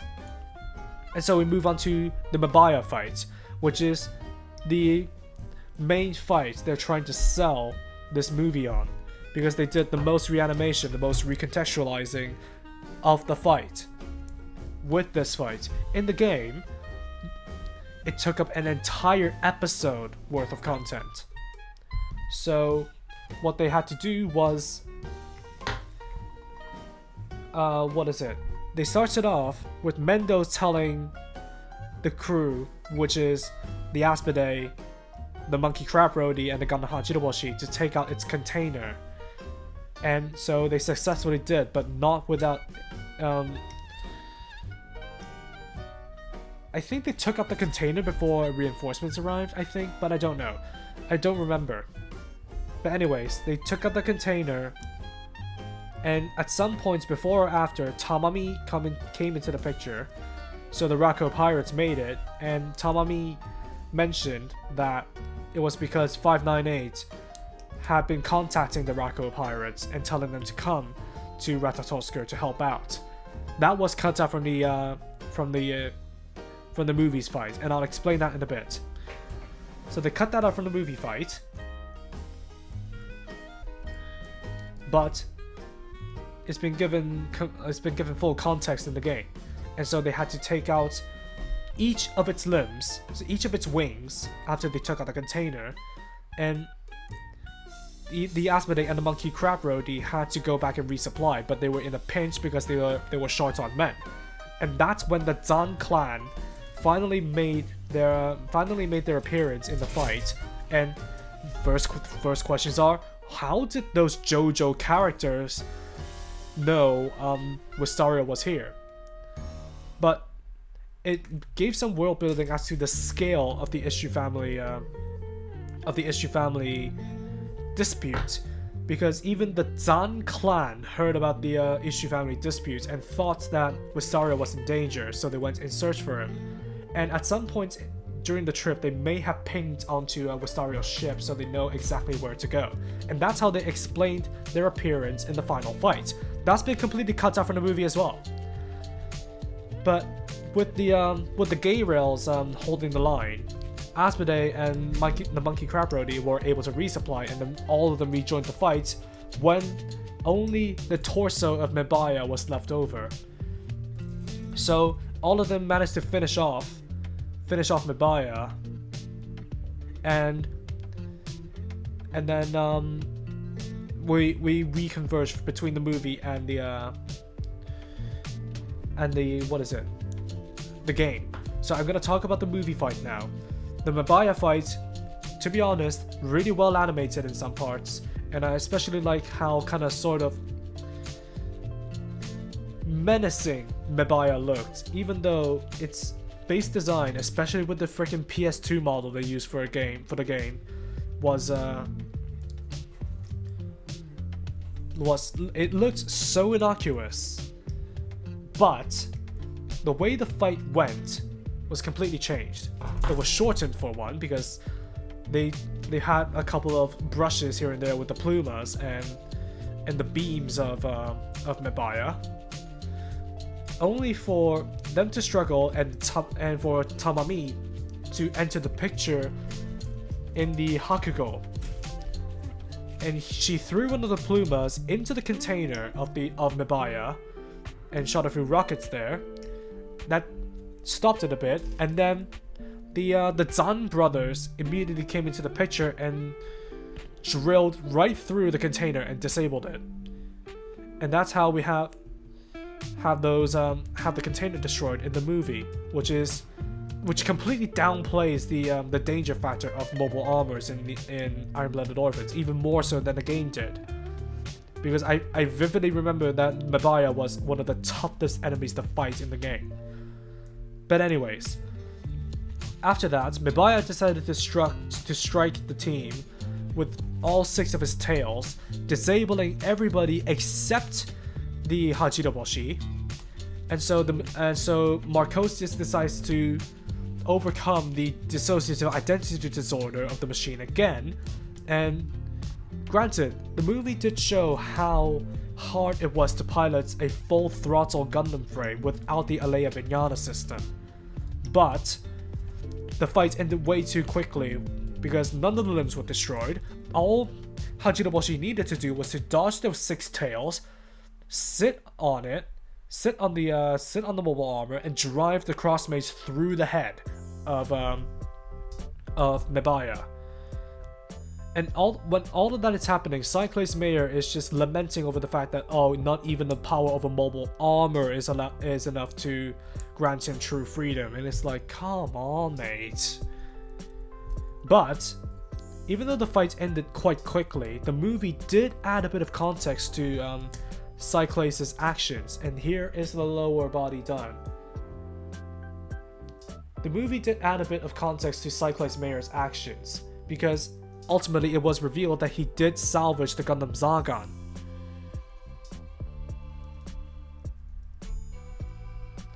And what's next? Oh yeah,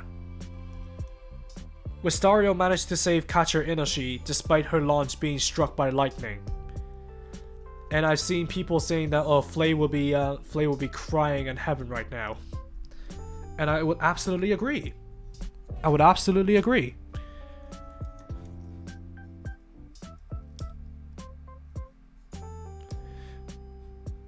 Yeah, JX Demon, I've listened to the new anniversary version. I don't like it. Do you build any China kits? No, actually, I have built some China kits. I built the Quiet Zero display base, I built the Bud Carrier, I built the device backpack, and I built some accessories for the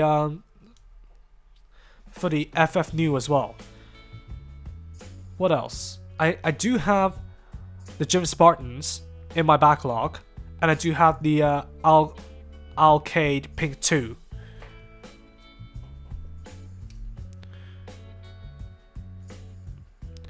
You thought the skirts were blue because of the EW Wing Zero. I wasn't even thinking of that. I just had the wrong image in my head.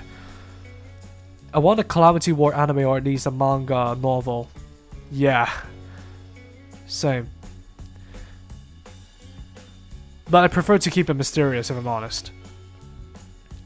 Iron-Blooded Thunderbolt. I wonder, with the Harayal being designed to capture the Marcosius and the Hashmal seeming overwhelmed with Flauros, would the mobile armor some kind of ancient Omnidroid decides to specific? No, the Gundams came after the mobile armors.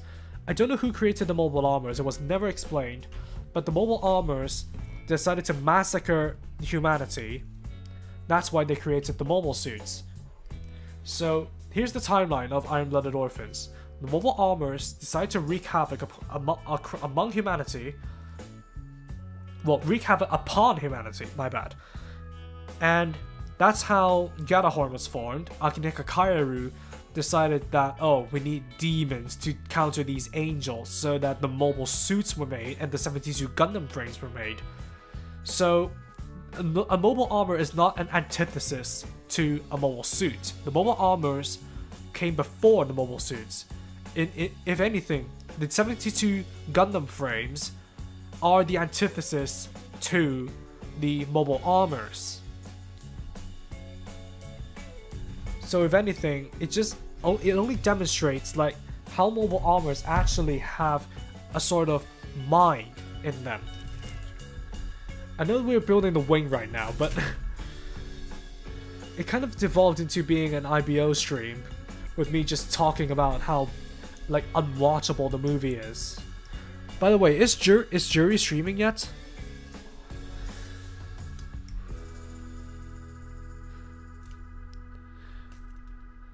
Yeah, hello Fish Pop. It's been 3 hours and I've only completed the lower body. To be honest, I might not be able to finish this kit on stream because it's midnight now.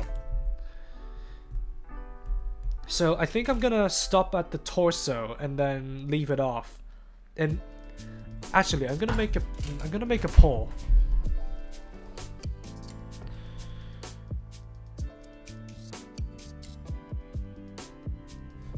I'm gonna make a poll.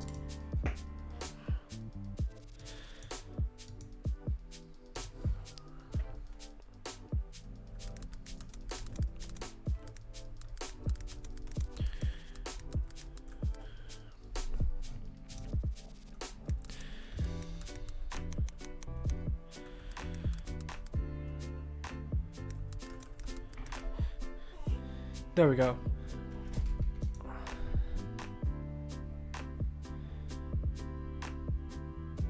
Do you plan on building the real grid Shinanju frame but with the 107 frame? If I can find it, I will. But at the moment, it's not high on my priorities, so don't expect anything for that anytime soon. I'm sorry, it devolved into an IBO like discussion, but I gotta talk about this because I've seen the movie and I was so disappointed about it. Just because it literally is just some scenes stitched together with a very cheap excuse to skip over a lot of important character development.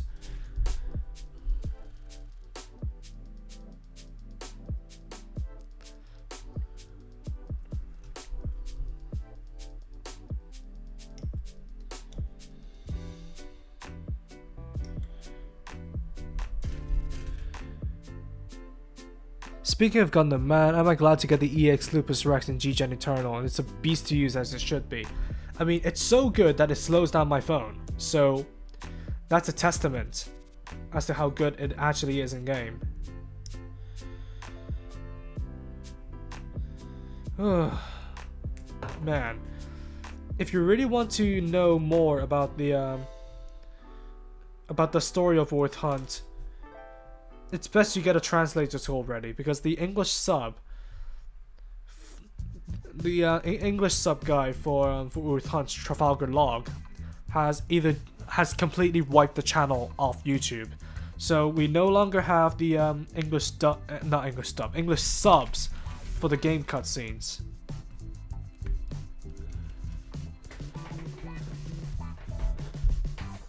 Like I said, Preco man, I'm autistic, so my range of interests is quite slim. And like I said, if there are any like impactful collabs that the other mecha series has done, and please don't mention Super Robot Wars. I have no time to invest into that. Well, if I do have time to invest into Super Robot Wars, I will, but at the moment, it's not really my forte. But like I said, if I manage to discover more mecha in a more impactful way than just coming across others like randomly, then sure, I will take a look at their model kits. But for now, I'm passing on them. Just because I'm not that particularly interested. I'm only into like Knights and Magic just because a friend has introduced it to me thinking that I will like it. And so I checked it out, I checked out clips of it. I liked the mechanical designs, and I'm interested to learn more about it. So I got sunk into watching the anime, and God, I loved Knights and Magic.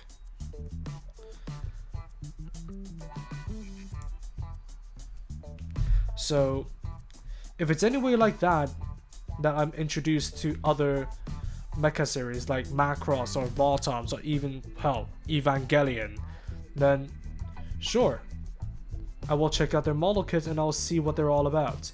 But for now, it's not high on my priority list, I'm sorry.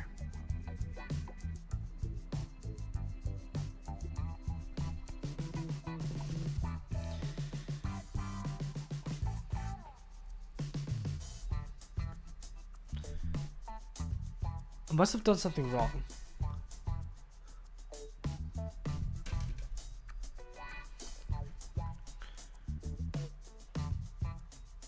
Okay, so we have E8. Understandable. I do enjoy Gundam mainly anyways. Yeah. I mean, everybody here is just enjoys Gundam primarily. I just love how far they went with its EX attack. The sheer feral brutality on display works so well. Unfortunately, my phone is too old, so I cannot see it in all of its glory. But I'm glad that they've implemented the anti-ship lance mace and the sword into the attack as well, because they were advertised to be Barbatos's weapons, and yet they were never displayed. In the manga, I think they did use the anti-ship lance mace for the bale, and the new sword was used by the Barbatos Lupus as intended.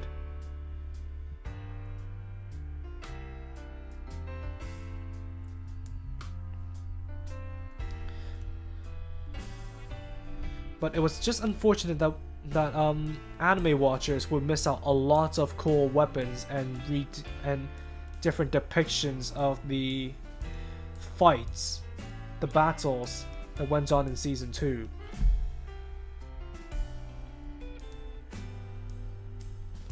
Don't know why they. Oh yeah, they also introduced the screw maces for the original Barbatos Lupus, and it used it on the ground battles when they were fighting against Galan Mossa. As far as I've read from the wiki anyway. So it's such a shame that they've implemented so many weapons into the weapon sets, and yet they've used none of them in the anime. What do you use to panel line your kits? Nowadays, I just use one of these. Sorry, I just use one of these. This is like a regular uni fine tip marker. It's a 0.1 marker. It's gray, so which makes it perfect, and it stays on plastic, and it doesn't bleed from using top coats. So honestly, with this being, I think 95p, or it's either 95p or pound, British pound. It's far cheaper than buying. It's far cheaper than buying like the typical fine tip Gundam marker, which is about 2 quid, 3 quid per, which is unreasonably expensive when now that I know that there's a far cheaper alternative. But I do use the flow type from time to time, especially with those extremely fine details that I cannot sink the fine tip marker into. So that's where I will use the flow type, and that's like kind of where most of my money used on pens is spent on. Just because the flow types, they don't necessarily last too long, especially if you're panel lining every single kit like I am, so you have to stock up on them pretty frequently.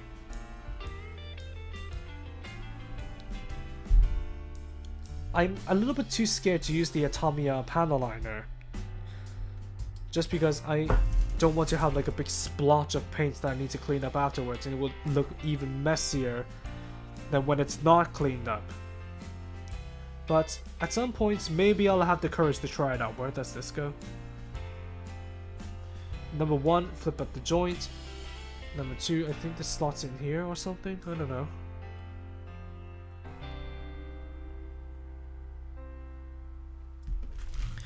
This is the cockpit. No, this is. Is this the cockpit hatch?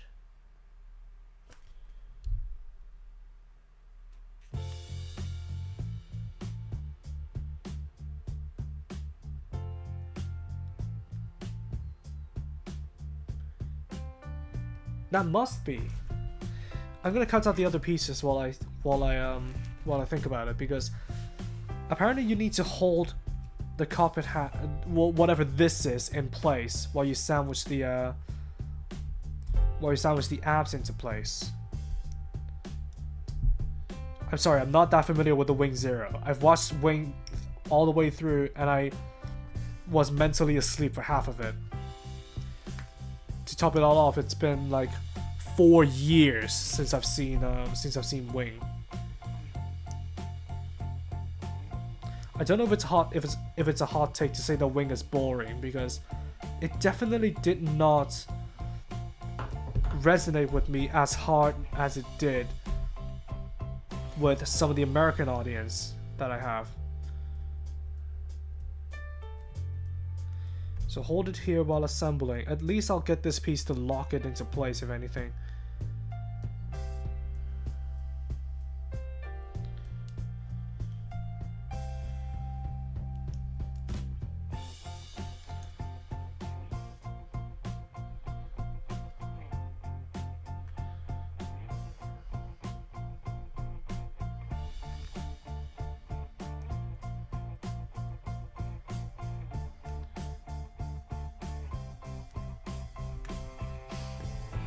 That's a bust.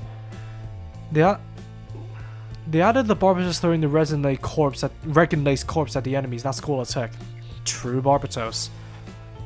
That's one aspect I like with the EX units in G Gen Eternal. They're unapologetically over the top with the EX attacks. Barbatos 6th Form, Lupus, Rex, and Blue Destiny Unit 1 being my personal favorites.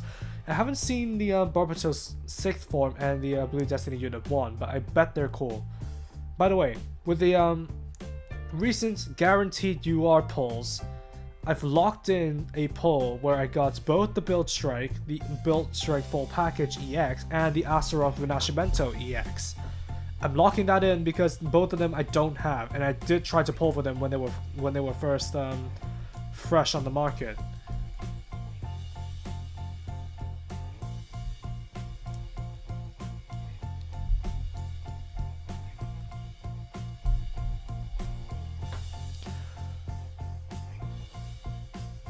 Also, British got me mentioned Homeland War.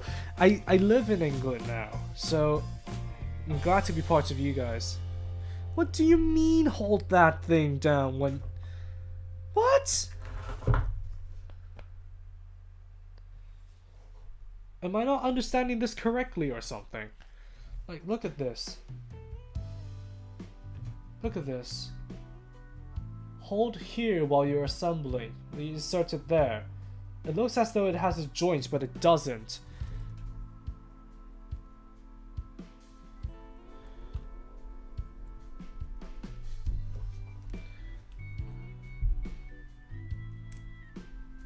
Oh, so that's what it means. So it literally just sits in here, hooked in. Literally just sits in there, hooked in, while meanwhile you assemble the other pieces around it. Is this the cockpit hatch?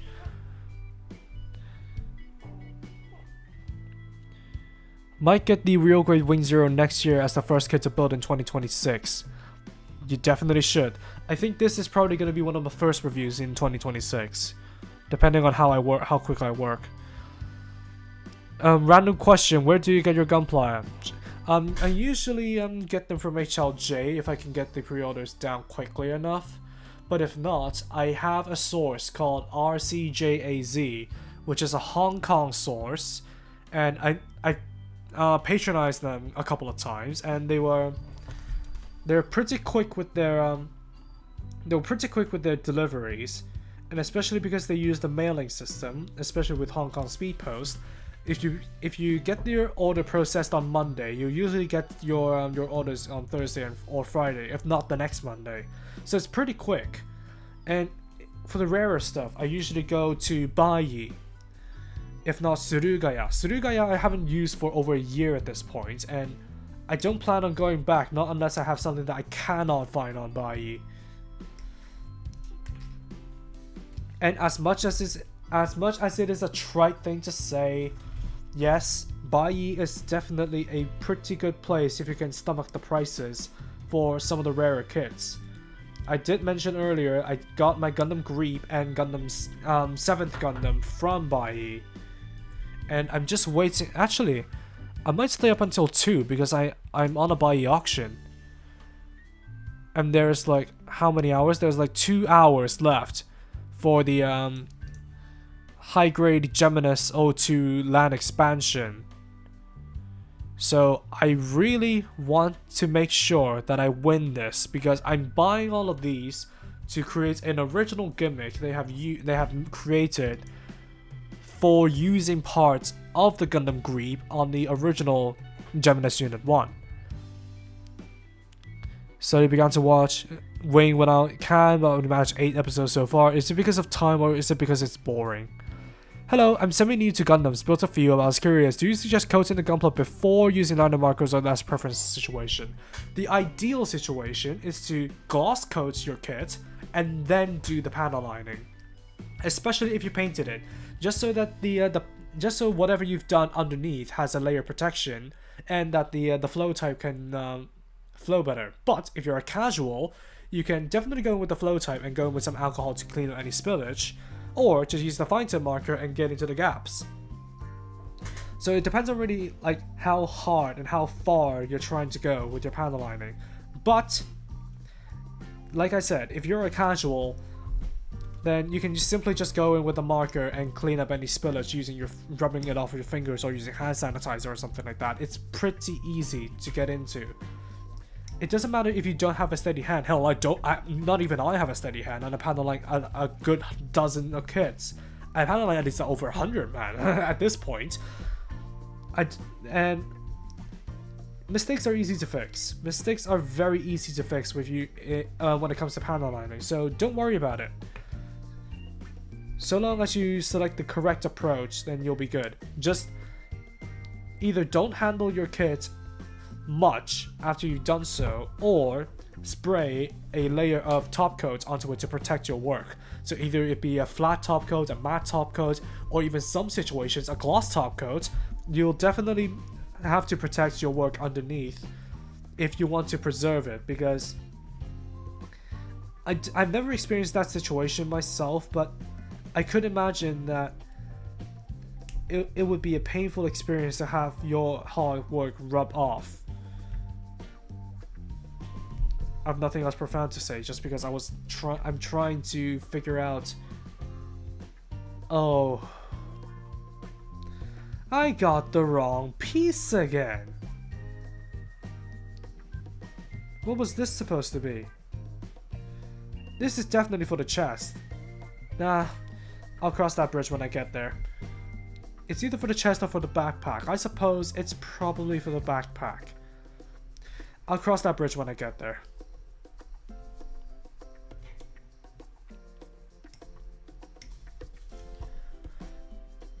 You got the secret supplier, lol. Nah, I don't.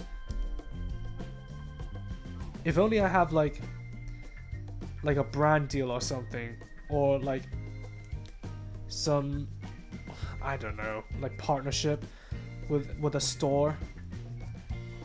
My channel isn't there yet.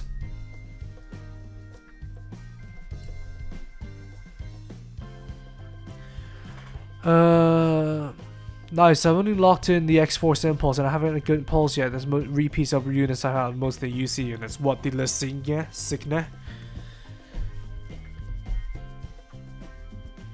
I mean, the Lesigne is quite broken as a support unit, but it's not as broken as the green Unicorn Gundam.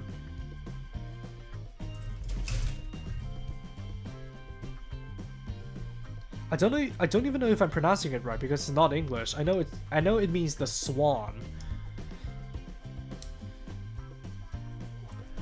I was a bit conflicted as I want to get both real grade Sazabi and new to continue rivalry I have with a friend of mine. He has the high grade Gundam, I have the high grade Zaku too. Which one is your friend getting? Jay.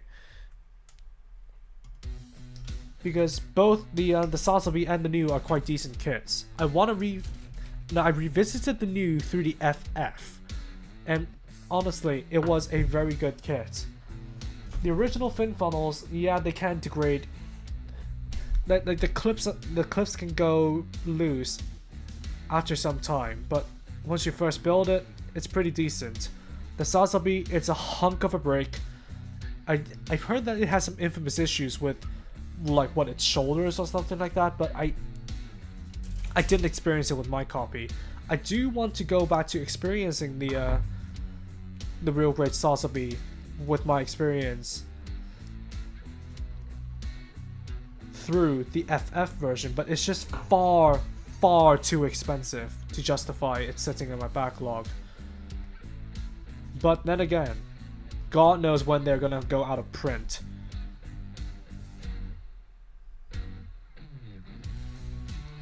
So I think I may pull the trigger on it sometime soon. I don't know. I genuinely don't know. I have too many kits in my backlog, and I have like at least 58 videos that are sitting in my video backlog.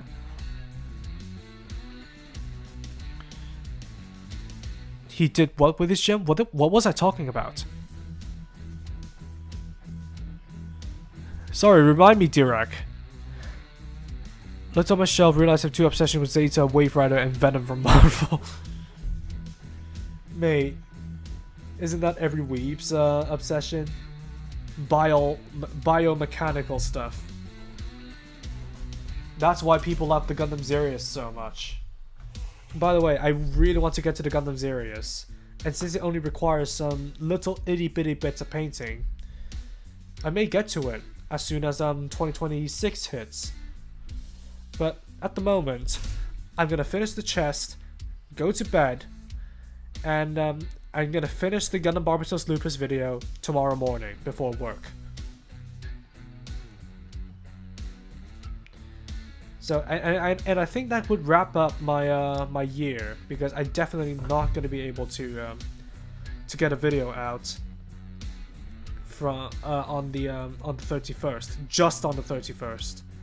I've lost that ability. I've lost the ability to finish building, painting, scripting, and filming and edit a video within 12 hours. I've lost that ability. Is it an ability that I wish I never lost? No. Because that caused me burnout. And with what I do as a job currently, I'd rather not burn myself out because of my hobbies. I'd rather it be a rather refreshing break in between hours and hours of grueling work within a freaking warehouse. But hey, if this becomes my full-time gig someday, maybe I'll get that ability back. It's not what I'm proud of, but hey, I'm glad to have it. Hell, the current banner I got two oh, come on, JX! You're so lucky! I want the Kasi Gundam, but I got the Penelope and it never gives me the Kasi. I don't know why I feel such an affinity with the Kasi, because I really want it no matter where it appears in. New Gundam, Le Signe, Unicorn, Easy Age, which are 3 stars, Red Destroy Unicorn, and the freaking Freedom has been repeated. Oh my god, well, that contextualizes your situation a little bit. Only real good I want is Galgai Gar. Got back order during recent policies. I can't cancel anymore, so locked in for any restock. They're not going to reissue it, mate. I'm sorry. I haven't seen them reissue the Galgai Gar at all. And it's been years.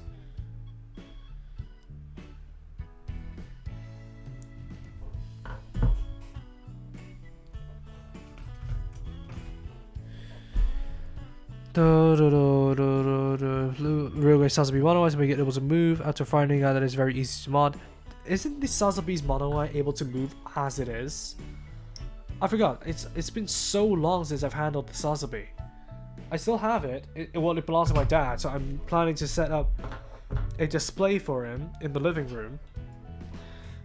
But my memory of the Real Great Sazabi is completely faded, aside of being a massive brick. Is there really... wait. Oh, there's a number 7 sticker. What the heck is that? A tiny green dot.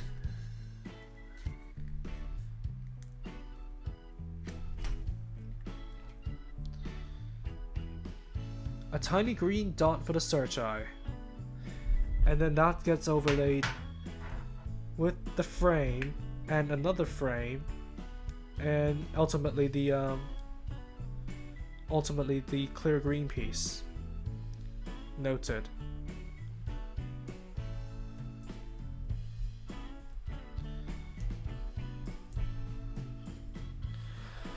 What is it? Any plans on reviewing non-Gundam kits like 30-minute missions, 30-minute fantasy sisters, or figure eye standard? Maybe.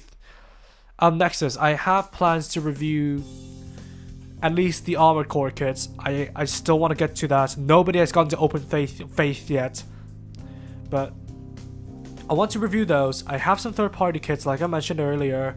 I want to get to that, but I don't think I will be reviewing any like 30-minute missions, 30-minute fantasy, because I'm not a fan of fantasy. Let's be honest, they all are the same thing to me.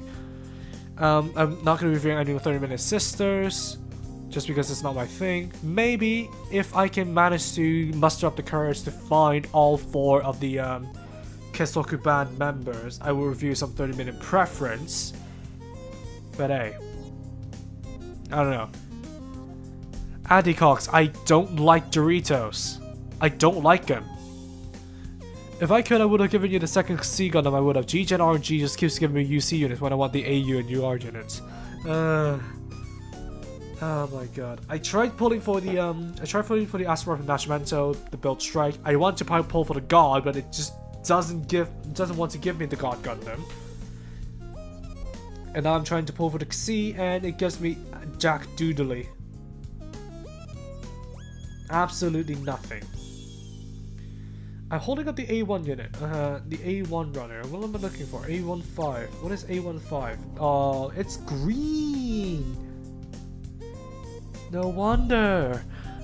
I want to get the UR God, but I got the green unicorn instead. So have I. Unfortunate. Granted, the green unicorn is a bit of a broken support unit, but hey. Being able to do 3 support attacks. Well, it's more Banager than the unicorn, but you get what I mean.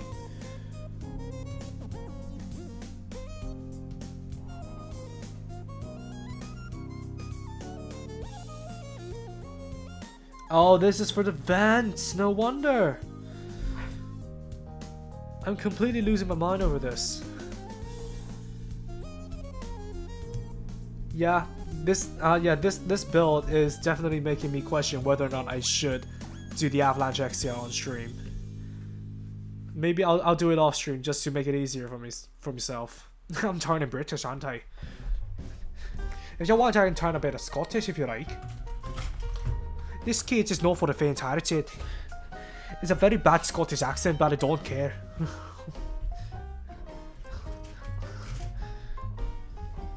Very bad Scottish accent, but I don't care at all. I don't care. You want to talk shit about stuff. Ah, fuck me. Must be off later all. Nice for dropping by, Matt. I appreciate the advice, thank you. I'm currently working on the full mechanics aerial and I want to give lining painting a try. Really like the kits and I wanted to give a go on it, just first time jitters on painting it. Don't chew off more than you can. Don't bite off more than you can chew. Start easy. If you want to panel line the aerial, go ahead. Just make sure you have something alcoholic nearby. Not to drink, mind you, but to correct your mistakes whenever you need it.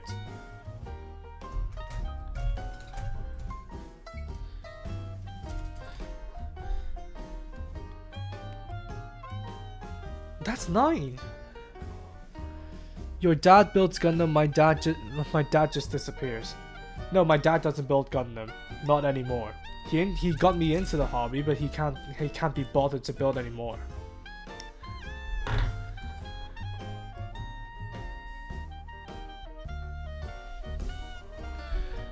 It's a very simple mode, honestly, which means one of the designer to tend to be a mod. Maybe. again, I need to go back and revisit the did I put the wrong piece on? Seriously. I need to go back and revisit the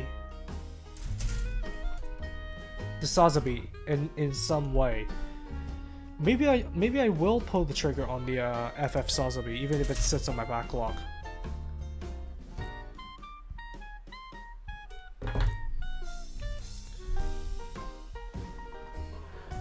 Here's the kicker. I did 100 pulls with a gem I saved up from dailies and gifts on the UR God in green and not a single God Gundam. Oh my god. The Scotia's impression ain't bad. It reminds me of Donald and Douglas. From Thomas and Friends, isn't it? Me trying to do accents is not for the faint-hearted.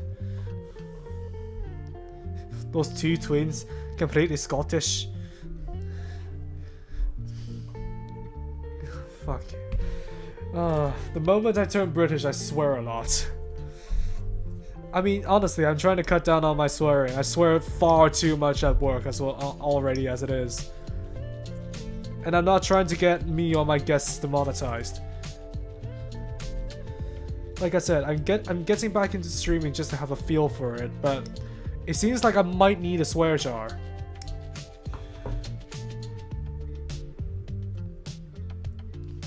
What is it? The peg makes it stationary by cutting the peg on the back of the... Ah, okay. Yeah, like I said, J-Yappa. I need to re-experience it at some point. I just need a good excuse to not care about my money. I mean, I've been spending 300 quid a month for some odd reason. Like, I'm not really spending like outrageously, but I'm still like bleeding money as I feel. Obviously, I cannot save every single penny of it, because I'll need to buy fuel for my car. And that still costs like a pretty penny. And I have therapy. I'm going to therapy. So I have those bills to pay as well.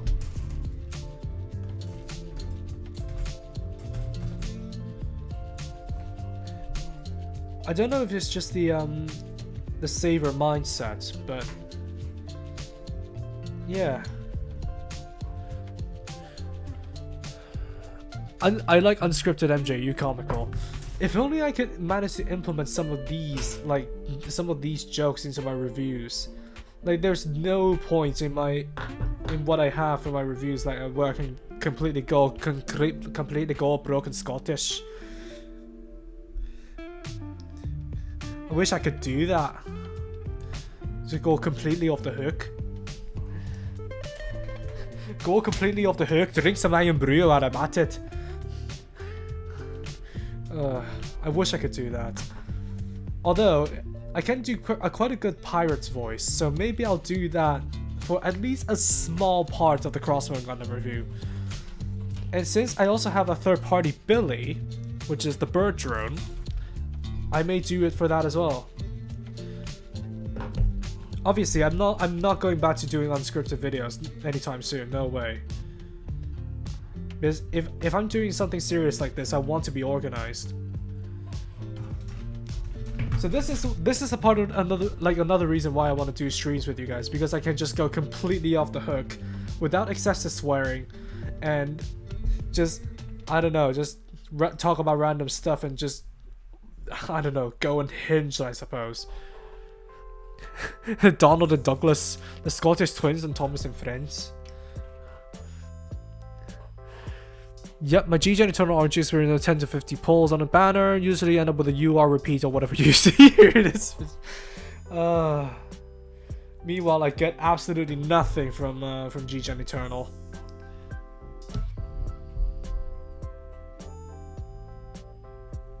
It was only through persistence that I managed to get myself the Barbatos Lupus Rex UR.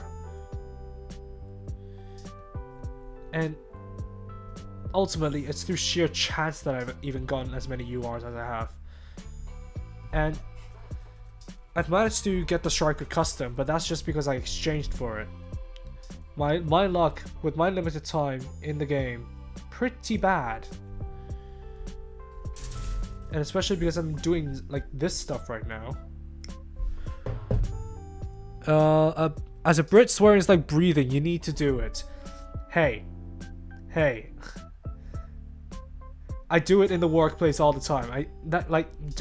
One of the good things about working in a warehouse is that I get to get my demons out. I don't need it bleeding into my streams. And especially since this is kind of like an audition tape for anybody who wants to collab with me after I've gone from streaming for such a long time.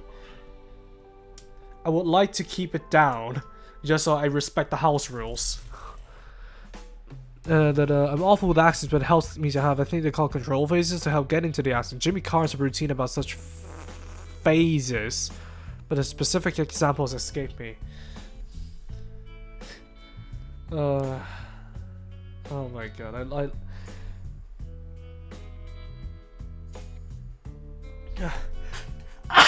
excuse me. I'm drinking brew as we speak. I am brew. It's not like orange juice, it's bloody I am brew. It goes in my deep fried Mars bar and haggis as well. Oh my god, I'm just going full Scottish right now. Deep fry everything. If you're a Scot out there, don't deep fry your kits. I've seen it and it's horrific. I do love the opening bits you give the Sea Freedom Gyan intro. It's so funny to me. No, it's only through the benefit of hindsight that I have the I've seen not Daredevil, Deadpool and Wolverine, that I was able to do those intros. And to be honest, Agnes deserved it. She's a kind of a nothing burger character that added nothing to the story except, oh no boy loves me. It's like, come on, you're such an entitled little brat. And that's putting it lightly. I would have called her a see you next Tuesday if I was allowed to, but hey, it's YouTube. Wait a minute. Am I missing something? I must be missing something. That's not. So you close it up. Wait, where the heck are the Gatling guns then? Oh! Oh, there they are. See how... So, you have the panels here, and then you flip these out and close the panels down. Ah, I see. The hinges are for the panels, not the guns. I'm losing my mind. I need a cider. I need a cider after this. Not an alcoholic cider. I don't drink alcohol. In fact, I hate the taste of alcohol. I'm pretty I can get the UR Destiny when that comes out for mobile suits. Red frame is tops purely due to the katana. The Destiny, it's a little bit over the top, especially with how Shin punches the Iron Knight into somebody. But I'm glad they actually acknowledged the true function of the Palma Fiocina.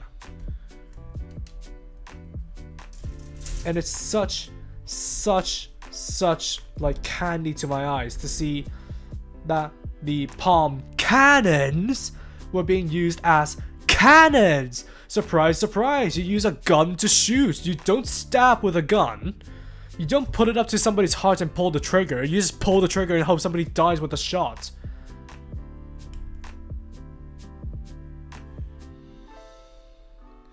It's oh my god. And the fact that it's either Fukuda or somebody else saying that the Palma Fiocina is supposed to be a Shining Gundam reference, it's like, no! You use a cannon to shoot. You don't use a cannon to punch. You're not doing melee attacks in CSGO all the time while you have like 17,000 rounds loaded into your Tommy gun. You use it to shoot, for God's sake.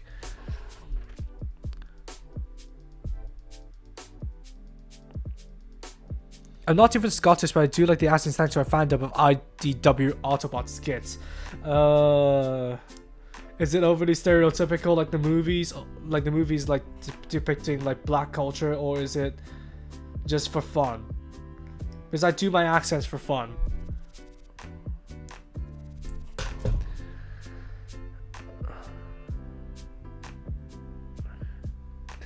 The egg custard tarts from Tesco. I'm glad you didn't go for mince pies. I hated mince pies.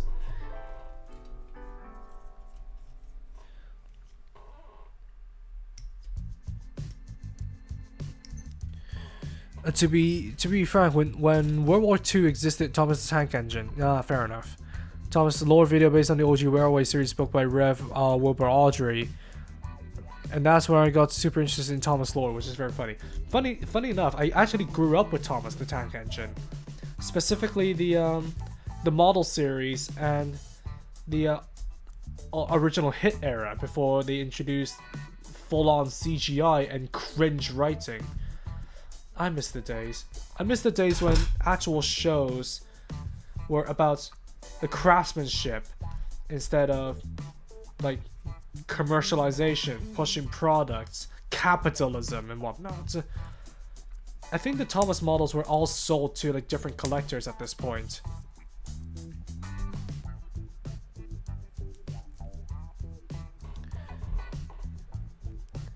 It's only G-Gen where the Destiny can use the Palm of Field as a projectile instead of just a Shining reference. Also, I grew up in the 2000s, so the Destiny hits the edge from being a Sonic fan.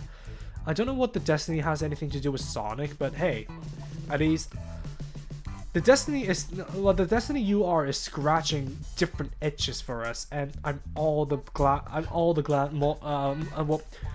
happier for it. To be honest, I'm all the happier for it. What's next? The ARM units. So I'm gonna hold off here, and I'm gonna do a little bit of chatting with you guys. So that means if I do decide to stream, let me actually rename the stream. If I do decide to stream on the 31st, then it will be this guy instead of, where is it? Because you guys have voted for me to continue the build on camera. Where's the edit function? There we go. So if I do a stream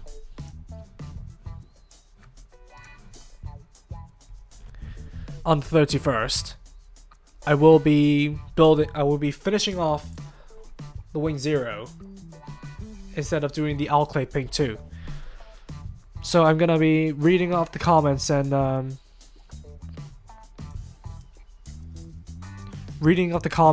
then end the stream. We should do I hate to copy jury beat for beat, but we may need to do like a stream dump in the Discord server.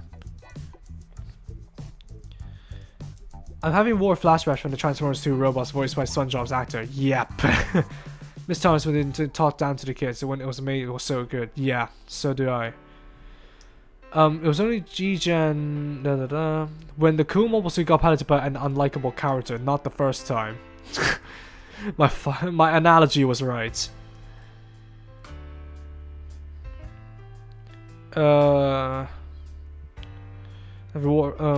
Thomas didn't talk down to the kids. I grew up in the 2000s era of Sonic where things had a bit of an edge to Destiny, having those wings just hit the cool factor. Ah, nice. I see. Bully BWBA, man, I hate it. What does that mean? Season 1 is telling a good Thomas season, 8 to 11 were dumbed down, 12 CG faces, 13 to 16 were awful seasons, 17 to 20 were good seasons. Don't even mention it. I stopped at season 12. Thank God for that as well.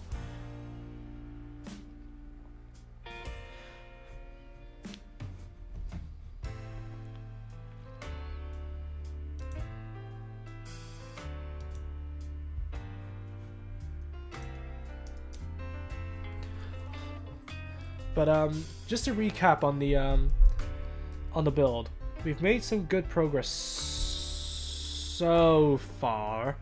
Hopefully these hatches will stay on better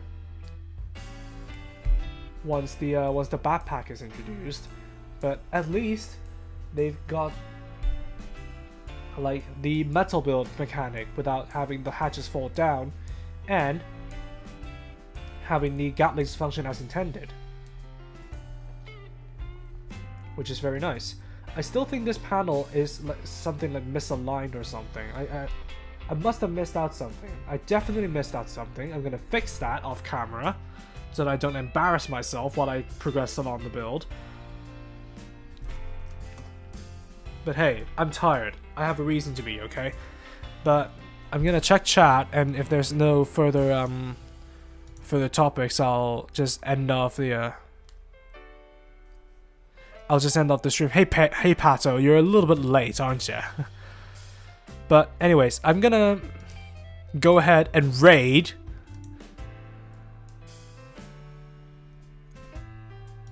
Jury's stream. So if you guys want to, you guys can pop over to Jury's stream. Starting scenes will handle it just fine. No. You can go to Jury's stream after this one. And that's gonna wrap it up. There's no way Sandy didn't make it look even worse when you don't even have nippers. What do you mean? Why is everybody popping back right now? Oh no. I'm looking at the wrong chat. Shit. But anyways, I'm gonna wrap up on this stream. You guys can go pop up to Jury's as I'm gonna do while I wind down for the night. And I guess I'll see you guys soon. Thank you guys for popping by, and I'll see you guys hopefully next stream will be sooner. But if not, I'll see you guys in the next video. Thank you all so much to the people who joined the memberships and threw in the subscribe during the stream. And yeah, thank you all so much for welcoming me back to the streaming world. Thanks so much for